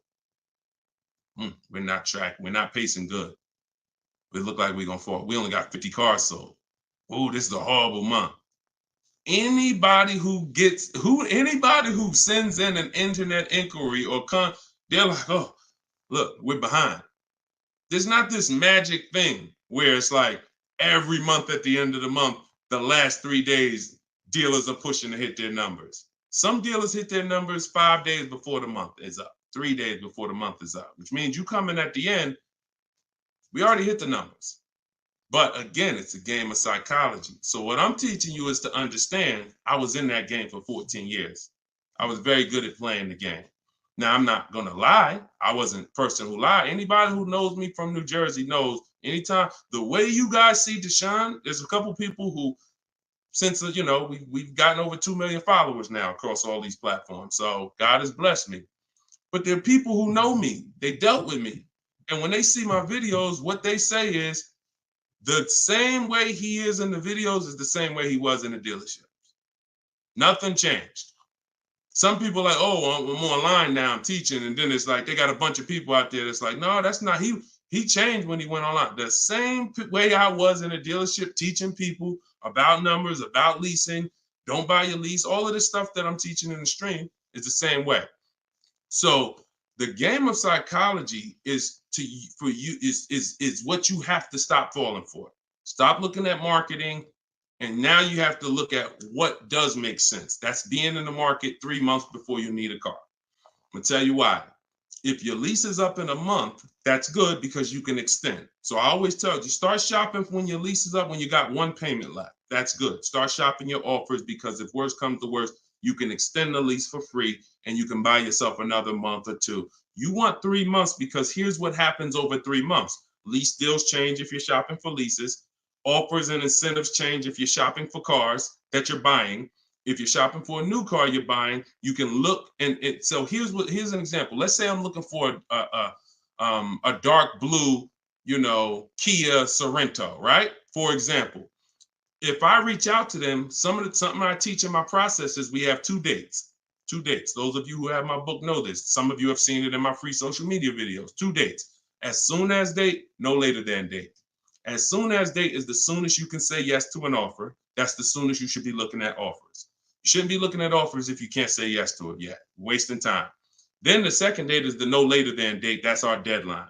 So the time between there, I like to see 3 months because when you reach out to a dealer, one of the things in my template in my book, one of the things you should say if you're talking to a dealer is, I can make a deal today, but I don't need a car until December, whatever. Whenever that is, in the summer, whatever. Because the time in between that is your leverage. That's the time where you could say no. That's the time where everyone else who's going in the dealership, the way everyone else shops, they're going in desperate. Oh, I need a car today. I need a car by Friday. All of the stuff they're saying out their mouth that's going to make sure they pay more because car sales people hear that stuff. And so you're not saying that. You're saying, hey, if you got a blue one and it's not going to be here for 8 weeks, I'm interested in that. See, they can't present that to these other customers that are there desperate mode right now. That car that 8 weeks away, can't present it. So inventory changes on a month-by-month basis. Incentives and rebates change on a month-by-month basis. I'm gonna tell you the biggest thing though. Let's go to used cars. Price trends change on a month-by-month basis. So when we go to shop for used cars, we always have on alert so that every single new car that hits the inventory pops up on our phone, in our email. Everything I'm teaching you is in my book. Now, I don't hold back. You can get it any way you want. You can get it on the stream. You can get it on my videos. You can get it in my book if you want it all in one spot. But so when we do this, everything new is popping up. We can see the price changes. We can monitor the price changes. But the biggest thing is when a dealer needs a deal, you're positioned. Let that sink in. I just gave you a scenario a couple minutes ago of how it looks when a manager comes in and says, all right, y'all, we got to have a meeting. Okay, y'all, it's the 10th of the month. We only got 50 cars out. We got to sell 250 cars by the end of the month. We're way behind. Anybody who is real, that's what we call a real customer, a real buyer. Get them on the phone and see if they're open. We're not turning away any reasonable offer today. Now, for those who are desperate, need a car today, need a car this week, those people been going. They're never going to get these phone calls, very rarely, because they're moving so fast. You position. You in their email. Tom knows Sparta is been emailing me. He told me he doesn't, or she, I can't tell if it's, I can't tell by your name, whether you're a man or woman, but let me see. Sparta, hey, I know I couldn't get to your offer before. You still open? Yeah, thank you. What you got? Positioned. So you can't do that when you're desperate and when you're shopping. Now, if you're in an emergency, understood. You totaled your car, you need a car in 2 weeks, understood. We got plenty of people who get in, use my stuff, they get their car in 2 days, they get their car in. That's why my biggest thing is teaching you the strategies you need to get below market deals in 48 hours. But the benefits of having time can't be measured. The benefit of being able to look at deals, have dealers call you. I had one of my people who listened to me. He had a Kia Telluride. The general manager called him the last day of the month and said, look, if you could get this done today, I'll take $5,000 off the price. That's the one he ended up going with. His name is Wendell.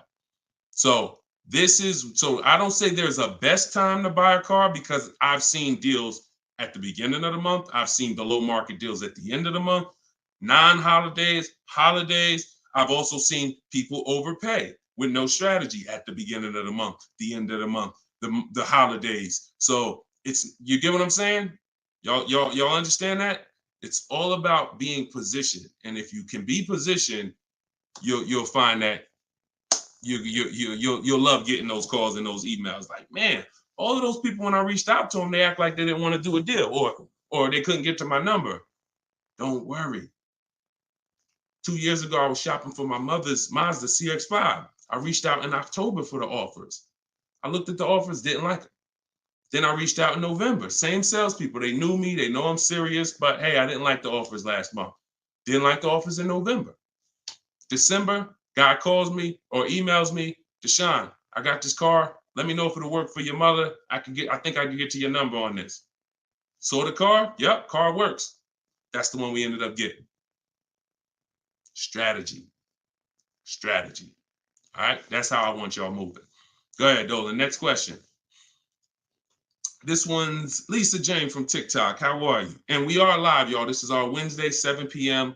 live stream. So if you don't see the banner, that means we're live. If you see the banner, that means you're watching the replay. People watch the replays all throughout the week, so people get value out of replays. But if you are not seeing the banner, that means we're live. So ask your questions. Time to turn in my lease. I'm already over the sales guys, not sure how to start. First thing you're going to do, sounds like you've decided you're going to lease again. So that would be the most important question. That's always the first question because that's the foundation of your deal. Leasing versus purchasing. I always say, if you've been on a show before, you can't get a great deal if you purchase, but you should have leased. Impossible. So once you decide that, now we're going to do an equity assessment. So we are no longer, Lisa, going to turn in who's dropped off a lease to a dealer at any time in their life. Type 1. You had a lease, you've just dropped it off or returned it to the dealer. And what you're going to see now is you're getting a lot of dealers that say, we're a lease return center. Bring your lease in. We'll ground your lease for you. Even sometimes it's not even their brand. They sell Hondas and they'll say, hey, bring any lease and we'll return it. The reason they're doing that is because they're going to do an equity assessment. So the reason why right after you decide whether you're leasing or buying, that's my process is 7 steps. That's why my book is called Cars from Home, 7 Steps to Saving Time, Money, and Avoiding Dealerships. Step 7 is delivery. That's the end. But the first step is lease versus buy, 8-year rule. Second step is equity assessment because you need to understand that every time you give your car to a dealership, either dropping it off on lease or you trade, they're assessing your equity. They're assessing the position of what the vehicle is worth on the market. We do that. We never let the dealer do that before we do that. And the only way we do that, we don't use Blue Book, we don't use Black Book, we don't use any algorithm sites. We have a huge advantage with cars we don't have with houses. That's we could get offers. We can get real offers. Imagine being able to, at any time, if you're a homeowner, literally get no obligation offers on your home.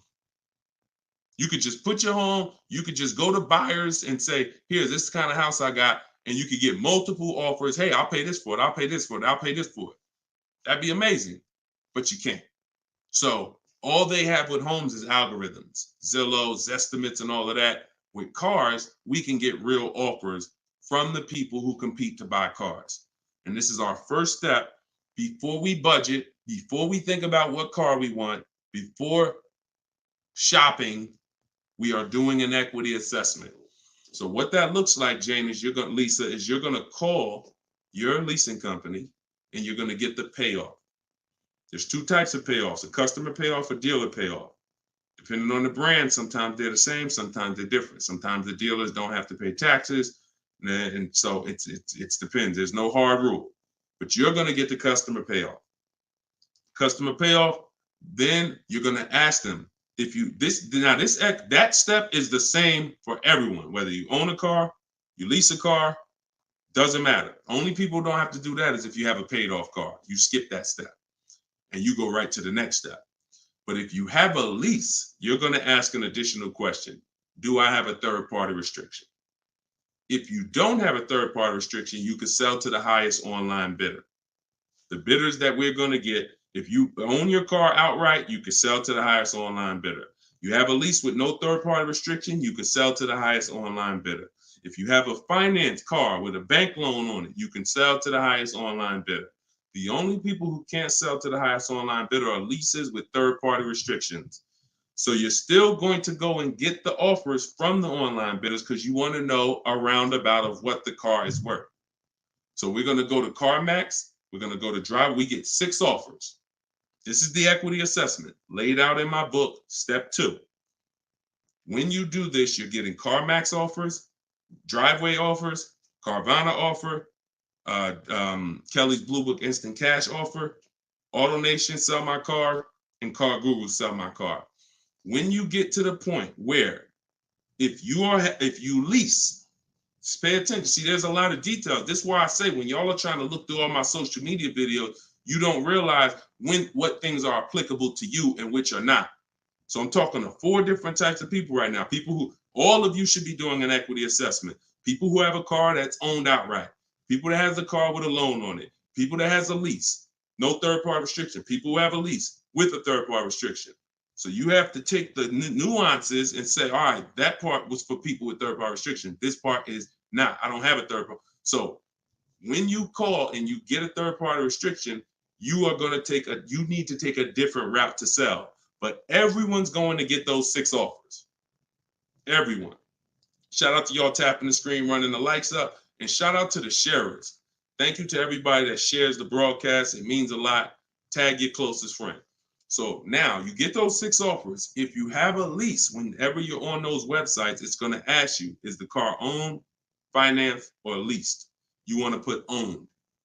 Do not put lease because it triggers something in their website where it thinks every lease has a third-party restriction and they may not give you an offer. So don't do that. Now, once you get those offers, you can sell to the highest bidder. Now, if you have a third-party restriction, we're going to take those offers. We're going to kind of see where those offers are, kind of get an estimate, and now we're going to go and sell that car to a used car, to a brand. Let me explain it like this. If you have a BMW, you can only sell to a BMW dealer. When you have a third-party restriction, you can only sell to a BMW dealer. Now, hundreds of thousands of people around the country, they found out they had a third-party restriction. They bought their cars and resold them. The reason I don't like doing that is because you pay taxes, you pay fees, and that comes out of your profit. So if you were going to make $5,000, you buy your car. By the time you pay the taxes and fees, you wait for the title, you probably won't make anything. But when we sell direct to a dealer by getting bids from multiple BMW dealers, If I have a third-party restriction of Nissan, I'm getting multiple bids from Nissan dealers. And once I get my offers from those dealers, now I'm going to sell to the highest one because dealers don't pay those same fees. Dealers will I don't have to pay the taxes and fees. That doesn't come out of my profit. So we've had people who sell direct to the highest bidder online, depending on their situation. And we have people who, with third-party restrictions, sell to the highest bidder among a local dealership.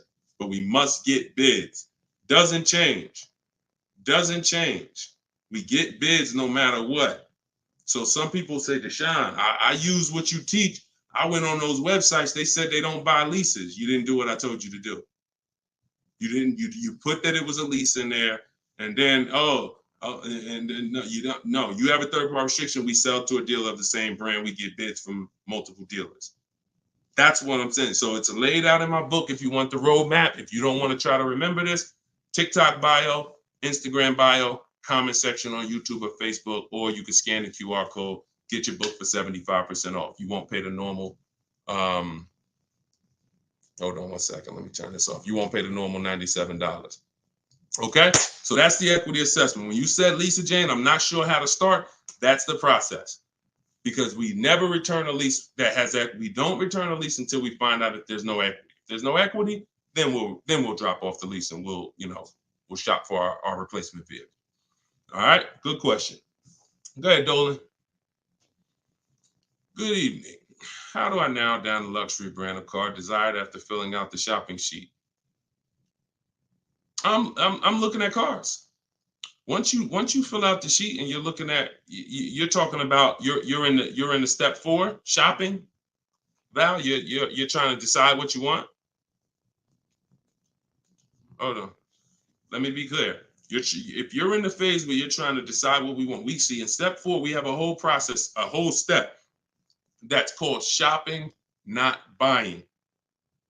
See, you need to clearly separate those two things. See, what happens when you mix shopping and buying, you go in to look at cars. If you're looking for a new car or a lease, you go in, you're test driving cars, and then you sit down, you start talking numbers. You mix the two. Shopping is deciding what you want. That's going in test driving. That's taking the kids, making sure they have enough leg room. That's doing everything to make sure. Test driving, 15, 20-minute nice test drive. All right, comparing the features, going to drive the Honda. Then I'm gonna drive the Kia. Then I'm gonna go drive everything I'm interested in. I'm not talking numbers with anybody. That is shopping. Once you have decided what you want, now we're coming home and all the purchasing is done from here. All the bidding is done right from where you're right. Like, this is where I get my cars at, right here. I sit right in front of my computer, and in 60 minutes of work, I'm gonna have bids coming in 48 hours. I'll know what the below market values are. So if you're just talking about the shopping phase, I'm on YouTube. If I'm looking for like a 3-row SUV, I'm typing in 3-row SUV. And then I'm looking at the competitors, because we're not giving enough. Look, car manufacturers do a horrible job of marketing. Horrible. There's 40-something companies that make cars that spend millions of dollars to try to get you to come see them at least. And so that's the reason why you notice when you have a car, they're reaching out to you before the car's paid off, before the lease is up, because they know once you get to the end, you're more likely to shop. That's why they try to keep you, we were reaching out to people with Mercedes 6 months before their lease was up. 9 months. Hey, Mr. Jones, if I could get you out early, would you consider it now? Hey, good news, Mr. Jones. Hey, I might be able to get you into a new Mercedes and keep your payment right around where you are, right around where you're at now. Is that something that sounds good? Okay, when can you come in? All right, not till this weekend, but you're going to have to lower the payment. This payment kind of high. Listen, Mr. Jones, look, we have several options. You're a loyal customer. You've been with Mercedes for a long time.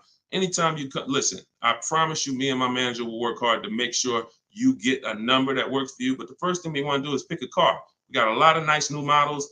Want you to see them. Blah, blah, blah. You got to understand, if we're pulling you out of the car early, we're trying to prevent you from shopping the market, because every couple of years, there's new product, new technology, new features. You want to see this stuff. You want to see these cars. And so that's when I'm telling you is you're about to spend 50 grand, 30 grand, 70 grand. Take the time and treat it like if you were going into the mall to spend that kind of money. If you were walking into the mall to spend that kind of money, how would you want to be treated? Would you ever rush yourself? Would you want anyone rushing you to make a decision when you're about to make a $70,000 decision? A lot of you are not test driving enough cars. Now, with a used car, you can't test drive it until right before you buy it. So because every used car drives different. But for those of you leasing and getting new cars, purchasing them, you should be test driving everything that's in the category of a car you want. Everything. Test driving and then narrowing it down. This is how people end up getting a car, and in 3 months they're like, hey, I don't really like the car. It's not as comfortable as I thought. You didn't test drive it. You did a short, quick test drive. So don't rob yourself of the shopping experience. We don't.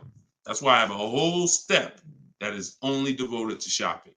And then what you do, Val, is you put it into Google and you type in the year and you type in initial quality. That's going to tell you on that first page what the ratings say. Listen, don't ask your neighbor what they think of the new car. They might love it, but there's 10,000 other people in the country that have that same car. You need to know what is the data saying about that. 10% of those people might be dealing with electrical issues. That's going to show in that initial quality scan on Google. Then you look and you Google reliability. So initial quality's first 90 days, reliability's first 3 years. Everyone who's leasing needs to be typing those two things in. Initial quality, skim the articles, look for any red flags, then do the same thing for reliability. Those of you who are purchasing, you should be doing longevity. And that's going to tell you if the car has transmission problems later on. That's going to tell you what the engine is rated to do. These are 5-minute exercises that will save you from getting a Maserati that's in the shop every 3 months. So that's the shopping process, Val. And don't cheat yourself of it. Don't shortcut it. Take as much time as you need in that part of the process. Because once you decide what you want, getting offers is quick. If you're doing it my way, getting offers is literally 60 minutes. So don't rob yourself of shopping. All right, good question. Go ahead, Dolan. One thing I will not do is sign anything to test drive. If anybody ever, keep that question up. If anybody ever makes you sign something to test drive, first of all, and I have a particular way I set up a test drive. In my book, I teach you how to call a dealer, ask for the most experienced salesperson, the guy everybody loves, the person everybody loves, and you set up the test drive with that person. You set up a random test drive or you walk into, you don't know who you're going to get. You might get Lou Ricardo. He only been there for 2 months. He made $10,000 last month. He hungry. He feeling like he could do no wrong. Even when he lies, he's not going to get caught. And that's the guy you're dealing with. You got to set up everything is a system. Nothing is left to chance when you're following my process. And no one who's experienced like that would ever require you to sign something before you test drive it. Driver's license, I have your information. I have your email.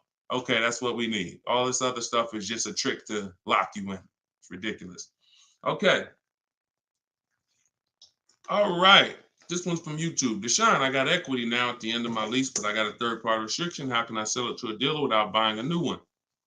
Separate the transactions. When Dave came in, Dave was the first person who used this strategy back in 2021. And he joined me because he said, look, I had a BMW. As soon as I found out how to get around this, that made me like $1,500 to $2,000 more because I had the third-party restriction. You call, we speak to used car managers, and you're going to get bids from used car managers. Hey, I got a car. I'm looking to sell it. I have a specific script in my book, but hey, I'm looking to sell it. And, can I give you some information about it? And you give me an offer.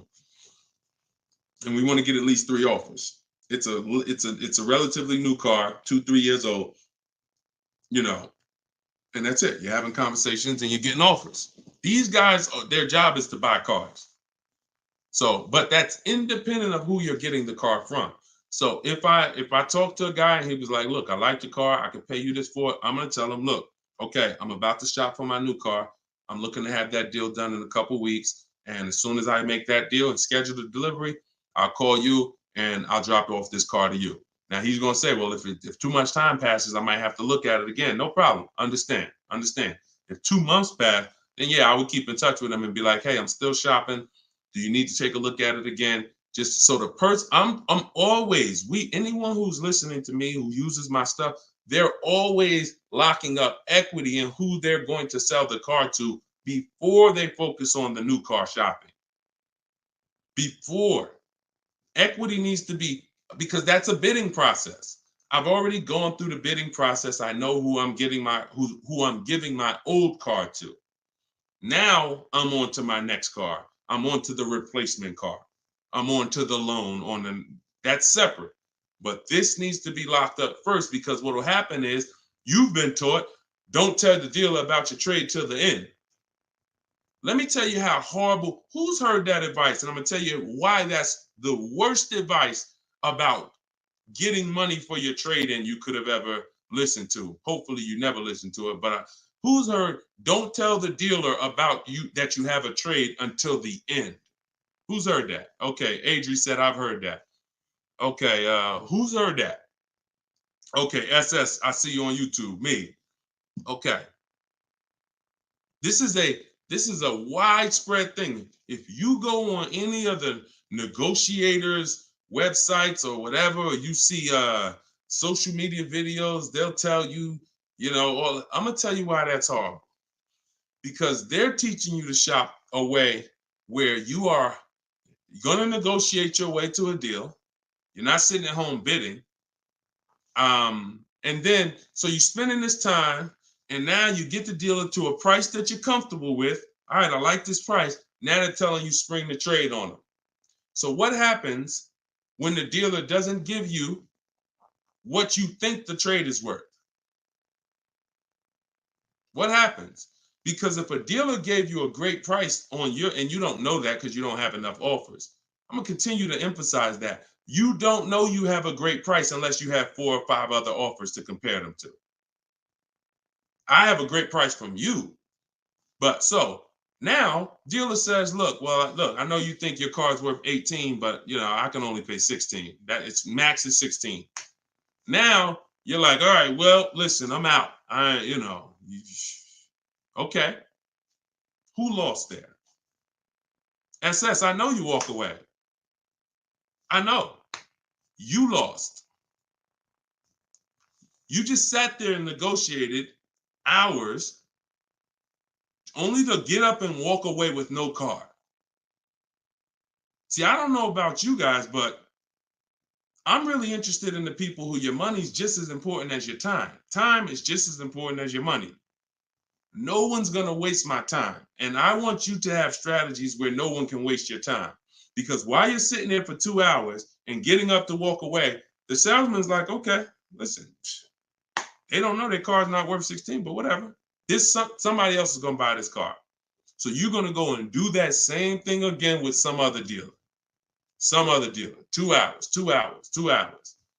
And I think that I guess they just know that you're comfortable spending a whole lot of time car shopping. But you don't do that. The only time you're ever going to reveal that you have a car that you might bring to the transaction is when you know you already have offers. So I don't mind once a dealer wins the bid saying, well, look, I do have this old car. I already agreed to sell it to this dealer from Kelly's Blue Book Instant Cash Offer. But if you could match it or beat it, I'll give you the car. That's different. Because you're not going to stop my deal. When you do it like that, no one stops your deal. No, you know what? Hey, that dealer that's paying you that's a good offer. All right, no problem. I'm going to buy the car from you because you won the bid, and then I'm going to sell the car to them. And if by chance they say, you know what, that is a car I could, my used car manager says he can match that. Great, here you go. But this getting up and walking away, driving to a dealership only to find out I got to the dealership, they told me they had $4,000 in fees made up that they put. I just got up and walked away. You wasted 2 hours of your life that you can't get back, and you still need the car shop. So what you're going to find using what I teach, you'll never waste your time. You'll never waste your time. My time's just as important, man. I got 2 kids. I got a lovely wife. I want to spend time with them and people I love. not in car dealerships walking out. That's just me. If you like me, then we're gonna love working together. So go ahead, Dolan.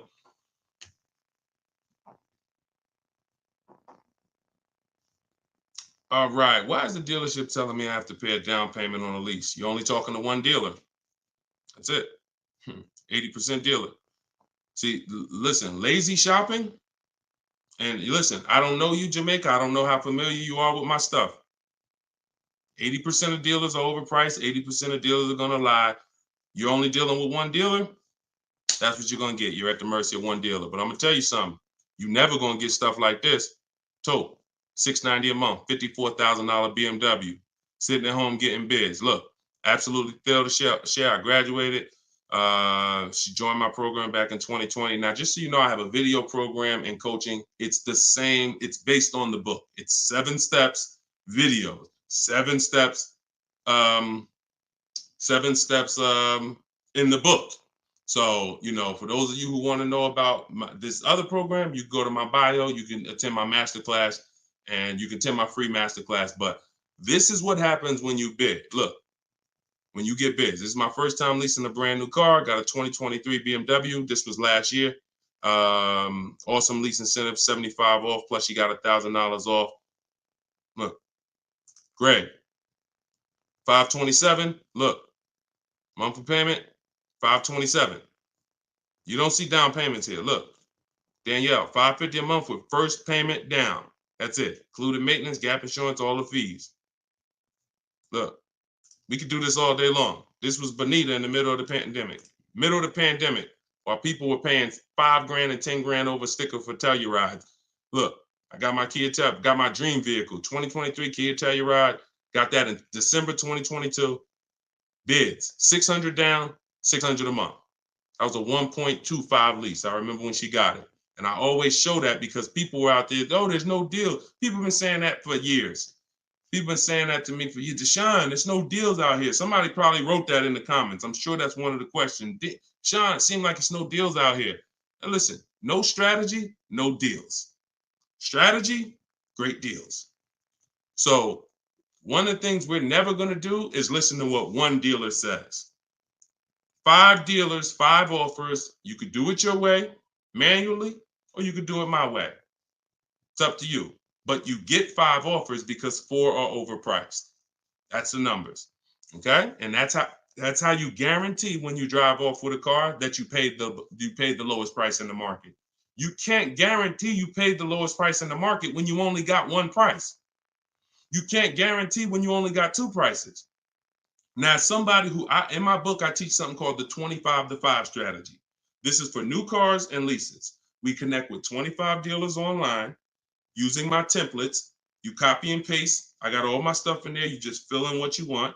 And then we reach out to, and then out of those 25 dealers, we're shopping all their inventory. So we got a good shot of, out of 25, we got a good shot of 10 of those dealers having a car we'd be interested in. And our goal is to get 5 offers. That's it, all by email. So you can do it your way. You can call, you can do however you want, but we know this because we shop better than anyone else in this world. So when we're looking at all these offers and when we can say confidently 80% are overpriced, we can talk to someone who's only getting 1 or 2 or 3 offers and tell them there's no way you're going to get great below market deals shopping that way. It's just not going to happen. So I wish I could tell you you could mix your way.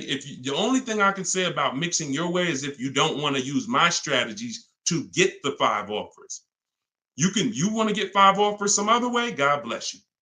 But you get 5 offers if you want below market deals. And if you're looking at super popular vehicles, Charles got a Palisade. Look, he got 10 offers. I reached out to 35 Hyundai dealers, got 10 quotes back. Offers range from 1.3 to 1.23 to 1.66. He ended up with a 1.23 lease on a Hyundai Palisade. $48,000 vehicle, $597 a month. So that's why the dealer you're dealing with is telling you you need a down payment because that's who they are.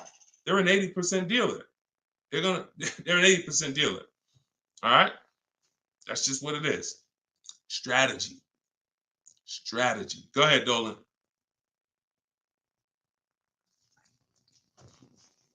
All right. TikTok. Miss Brooklyn. How much is a good price under MSRP? It's going to be different for each car. It's going to be different for each car. There's no way for you to know this. No way for you to know this. Look, Eddie got a Toyota. He got $2,086 under MSRP. You don't know what the bottom is without offers. Your way of shopping the old way, you're just feeling for the bottom. No way. And I'm showing you all of this so you know. Look, Kimberly got $20,000 off of Maserati a little while ago. $86,000, you see it right here, $86,000 MSRP. Their selling price to her was $66,261. Had she got excited thinking, I'm just going to make up a number. I'm just going to, if I could save $7,000 off this Maserati, that'd be great.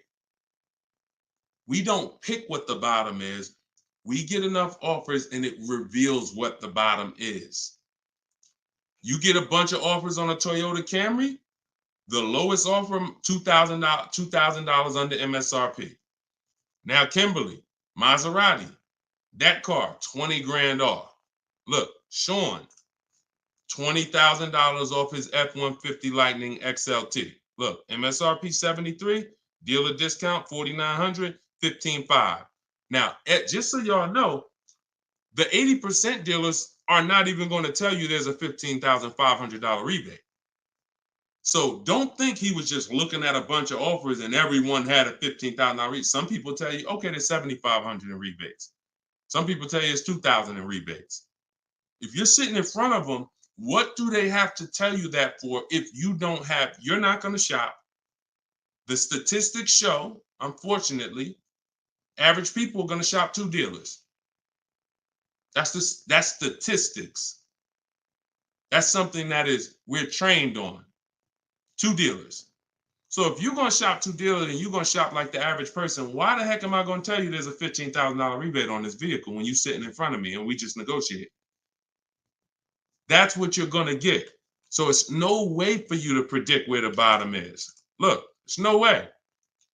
Look, this is Tiffany. Tiffany sent me this the other day. She used my book. She got a $44,000 CX90 Mazda 2024, $6,530 off. Look, you see it up at the top. Believe we got a good deal from what we learned from the rest of the book.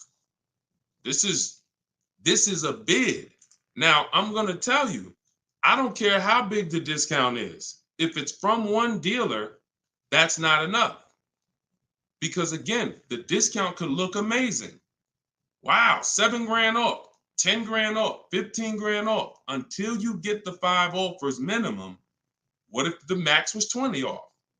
What if the max was 25 off? I told you, I sold a Maybach when I was working for Mercedes-Benz. It had a $20,000 rebate. If a person was getting bids for the Maybach, they would have saw that they could probably save 30, 40 grand off a Maybach at that time when they were running a $20,000 rebate. But if they came in and the dealer said, all right, look, I'll give you 15 grand off. If they thought, okay, that sounds good. So you don't get to pick where the bottom is. No one does. And if you try that, you're going to lose every time. And you're going to lose by not getting to the bottom and by wondering. See, that buyer's remorse, that's wondering. Was that really the bottom? You think we could have got more money off? That's buyer's remorse. We never have that. I want you to never have that. And when you sit at home and you let these offers come to you and you look and you see 5, 6, 7 people bidding for your business, you'll never wonder. You'll never wonder again. That feeling of in your gut of, oh, I hope I'm not getting ripped off. Oh, I hope this is a good price. That's a thing of the past. You'll never have that. Okay? And you deserve not to ever have that. Stop shopping the old way. Okay? Go ahead, Dolan. Very common question, too. Yep, you did the work. This one's Nita from TikTok. Instagram, I don't see enough questions over here. Instagram, I see a couple of y'all on, but I don't see any questions. Can I oil you up? Okay, you got to get it. You always got some weirdos popping up. That's why I'm going to let Dolan pull in the questions. Sometimes I'll be reading and we get just good. All right, so Nita from TikTok. Should I be worrying about the cost of insurance when buying a car? I would look, insurance is insurance. I would use a site like Insurify or Jerry, the Jerry app. I would use a site that shops multiple companies. Insurify shops multiple companies. And some of the smaller companies that don't have the big budgets, some of you go to insurify.com tonight, you might save money. So you need to, and I'm not endorsed by Insurify right now. I just believe in the product. Look, I believe in anything that gets my favorite two words, multiple offers. Because that's how we buy everything else. That's how we buy TVs, that's how we buy electronics, that's how we buy groceries. You go in, you want some potato chips, you got 30, 40 companies competing. You got, spaghetti sauce, 10 different companies competing, trying to sell you. Oh, we're on sale this week. Blah, blah, blah. It's always multiple offers. So any tool that gets multiple offers, I love it. So Insurify.com or the Jerry app. Yeah, insurance is insurance. J Love, how's the market looking? Watch the earlier broadcast. We answered that. That was pretty much, I think that was the first question in the show. So you could go to YouTube, watch the rebroadcast, and you'll see the answer to that question. Go ahead, Dolan, shoot that next one out.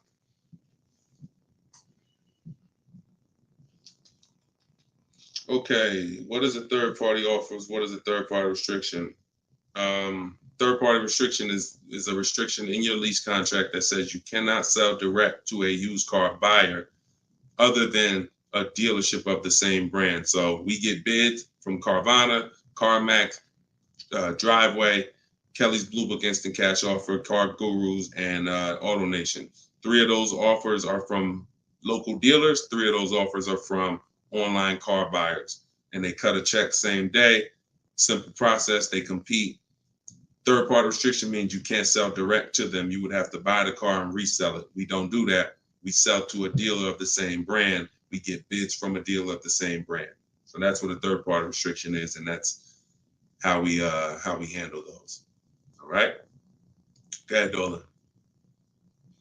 Everything I'm teaching for those who just came on is in my new digital book. It's called Car Shopping. Well, it used to be called Car Shopping for people that hate car shopping. Now it's just Cars from Home.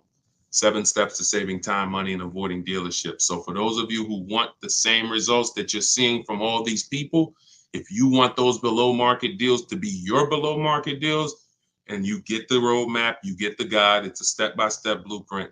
First step is, because many of you don't know the 7 steps. Those of you who have the book, you know it. First step is the most important question. How many years are you keeping the car? That's the 8-year rule. That's going to help you decide whether you need to buy or shop for a great lease deal. Second step is the equity assessment. Third step is deal structure, and it's deal-focused budgeting. We don't just budget. Budgeting is whatever it is, I'll just budget and I'll see what I could afford. No, we budget for a deal. You need to know what a deal. When I'm budgeting for a lease, I'm budgeting to see if the lease is great, this is what it should cost. If I'm budgeting for a purchase, I'm budgeting, this is how much a great deal should be. I'm coming up with my max offers way before I ever go look at cars. So that's day 3. That's step 3, deal structure. Step 4 is shopping, not buying. Step 5 is multiple offers. That's when we're in the market. Step 6 is paperwork and protection. Step 7 is delivery. 7-step process. So everything is in there step by step. You can get your copy for 75% off as part of our book launch. It's in my TikTok bio, in my Instagram bio, or if you're on Facebook or YouTube, it's in the comment section, or you can scan the QR code on the screen. If you're watching us on TV, you can scan that QR code with your camera to get your copy. Be in your inbox in 5 minutes. Okay, this is Wes from Facebook.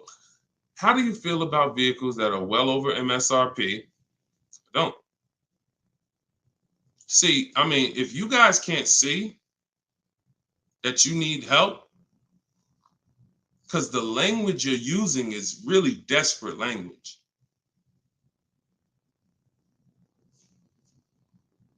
I really don't know, like, because here's the thing.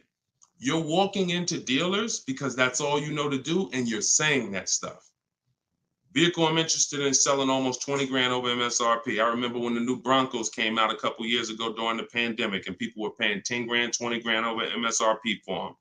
And when our first person got a Bronco with no markups, everyone who paid 10, 20 grand, 5 grand, 2 grand over at that time, money's out the window dealing with 80% dealers. And then you go in and you say this stuff that just works against you. Oh man, yo, you go into another dealer. Hey, what's this? Oh, y'all got, how much y'all asking for this? Well, we're asking 10,000 over sticker.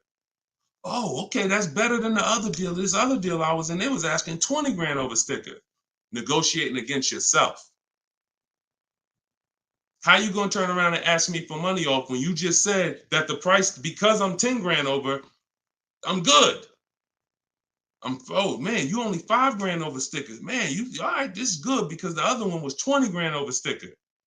Okay, so don't ask me nothing about my 5 at all. You interested? Because hey, yeah, let's talk. What's the payment like doing this? All right, come on, have a seat here. This is you going out with the cleaver in your head. I don't know how else to tell you. Like, sometimes I'm nice. I'm a nice guy. I wouldn't be doing this if I wasn't a nice guy. This is what God put me here to do. But I'm telling you, you're a sheep to slaughter. If you don't learn this strategy, you are a sheep to slaughter, and every single time you buy cars, you're overspending by that. You go out right here. Now, if you get bids and you start to see, okay, man, I could get that car not only for this. We had somebody come on the show the other day, and she said, man, I got a brand new 2024 BMW X4M, the M. And she said, I got the bids. I got 4 grand off and another 3,000 for my military. I saved 7 grand. Bids sitting at home. Some people going in the BMW dealers paying 5 grand over sticker for the brand new, newly designed 2024 M. So, any way I could get it, I'll break down the numbers and let you see. That sound like this guy and these people he's showing getting way different results than I'm getting. And sometimes I'm gonna just be straight up with you. You $24. I don't know. So go ahead. I don't know, because that's it. All I could do is just follow the show and listen to what we're talking about so you can understand. Go ahead. Go ahead, Dola. You can't make people. It's crazy. Like, literally, you cannot make people. Like, I could sit on here, talk to them blue in the face, talk about the money, show the people. You can't make you. I can't make y'all. So only the minority of people who are like, yo, you know what? This dude, I've been public for 3 years. If what I was teaching wasn't working, if I was scamming, if people were getting my stuff, we wouldn't be 5-star reviews. We wouldn't have 2 million followers. It would have came out a long time ago. I've been doing free master classes for 3 years. This would have been out by now. So understand, I'm fighting for your money. I'm fighting to protect your money. And I never had a book for $24. The least expensive way to work with me before my book came out was $397. I'm gonna let that sink in. The least expensive way to work with me prior to my book coming out was $397. And people didn't bat an eye. Some of you been in my master classes. You've been in my free master classes. You know, oh man, I can't work personally with Deshone. I can't get his step-by-step strategies until I invest in his program. All those people that y'all seeing been investing in my program since the pandemic. I never had something for $24 that you could get everything I teach. It took me everything because I priced the book at $97. I said, it's not fair. It's not fair that I'm going to help you save thousands and thousands of dollars and I'm charging the same price for daggone books that are talking about wizards and fairies. That's not fair. But, I got to be obedient. God told me do this, I'm going to do it. I don't know how long I'm going to do it. But for now, You can get your book you can get your book for 75% off in my TikTok bio, in my Instagram bio, in the comment section. YouTube and Facebook. TikTok, is it better to get a car loan from a credit union? No, we use a process. Everything we do is bids. So if you're new to this, we use a process called the bank bidding war, where it's 3 rounds. So before we look for a car, if I'm looking at a Honda, first thing I'm going to do is see, does the Honda I'm looking for have any special interest rates? 0%, 0.99%, 1.99%. That's going to eliminate my needing to shop for any bank loans, because a special subvented interest rate is like a finance rebate. They're giving you rebates in the form of financing. So no one can compete with that. So once I do round 1, if there's no special interest rates, now we start getting our bids for the car. Or if I'm looking for a used car, we start, shopping the marketplaces, narrowing it down to the ones that are going to be the best value. And then once we see who wins the bid, we find our car, we lock up that car, and then we go and we start round 2 of the bank bidding war, which is going to be our credit union, our banks, online lenders, going online and letting everyone access our credit with a hard pull. Because if you do this right, this weighs on your credit just like one hard inquiry. So if one hard inquiry drops your score 10 points, you could have 20 hard inquiries in this 48-hour period, and it's going to drop at the same 10 points. So we do that, and whoever gets the best rate, whoever makes us the best offer from round 2, then we call the dealership and we give them an opportunity to beat it, and that's round 3. The dealers have 7, 10, 15 banks. Any of their banks can beat it. That's the bank bidding war. Everything we do is a bid. There's no price assurance shopping the old way. Not only are you overpaying, even if you get a good deal, you're going to question it because you don't have enough offers to compare it to.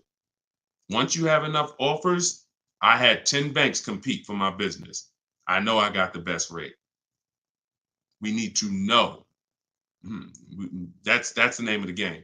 Price assurance, guarantees. These are words that you haven't had in your car buying experience. I'm guaranteeing. If I ask any of these people here that I showed you, Tiffany with the Mazda earlier, Sean with the $20,000 off his F-150, Charles with his Palisade lease. If I asked any of these people, if you said, hey, look, are you willing to bet me $500 that there was no better offer in the market that you could have got, they'll all take the bet. I'll take the bet. But if I asked you, and I took listen, what's the last car you bought? Okay, are you willing to bet $500 that there wasn't any lower offer in the market for that same car? Would you take the bet?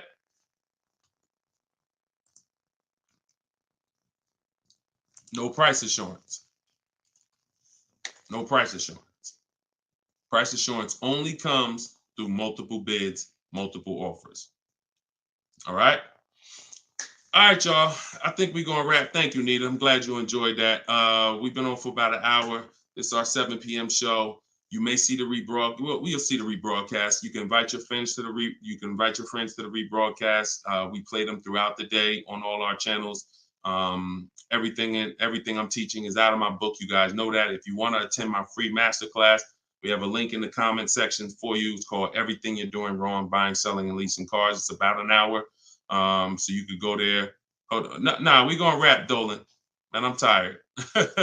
I'm tired, man. We'll wrap an hour and 2 minutes, man. Everybody can come back, join us on another live show because we got tons of questions. We could never get through all the questions. Once the stream starts heating up, we can't get through all the questions. So if you want to attend my free masterclass, it's a link in the comments, or if you're on Instagram, there's a link in my bio. You can attend. It's an hour long, and then we do Q&A after. And then if you, of course, want the book, you guys know where it's at, in the comment section or in my bio. Other than that, I'll see you all on the next show. Shout out to everybody who joined, and it was good to see you all. All right, I'll see you all on the next stream. God bless you.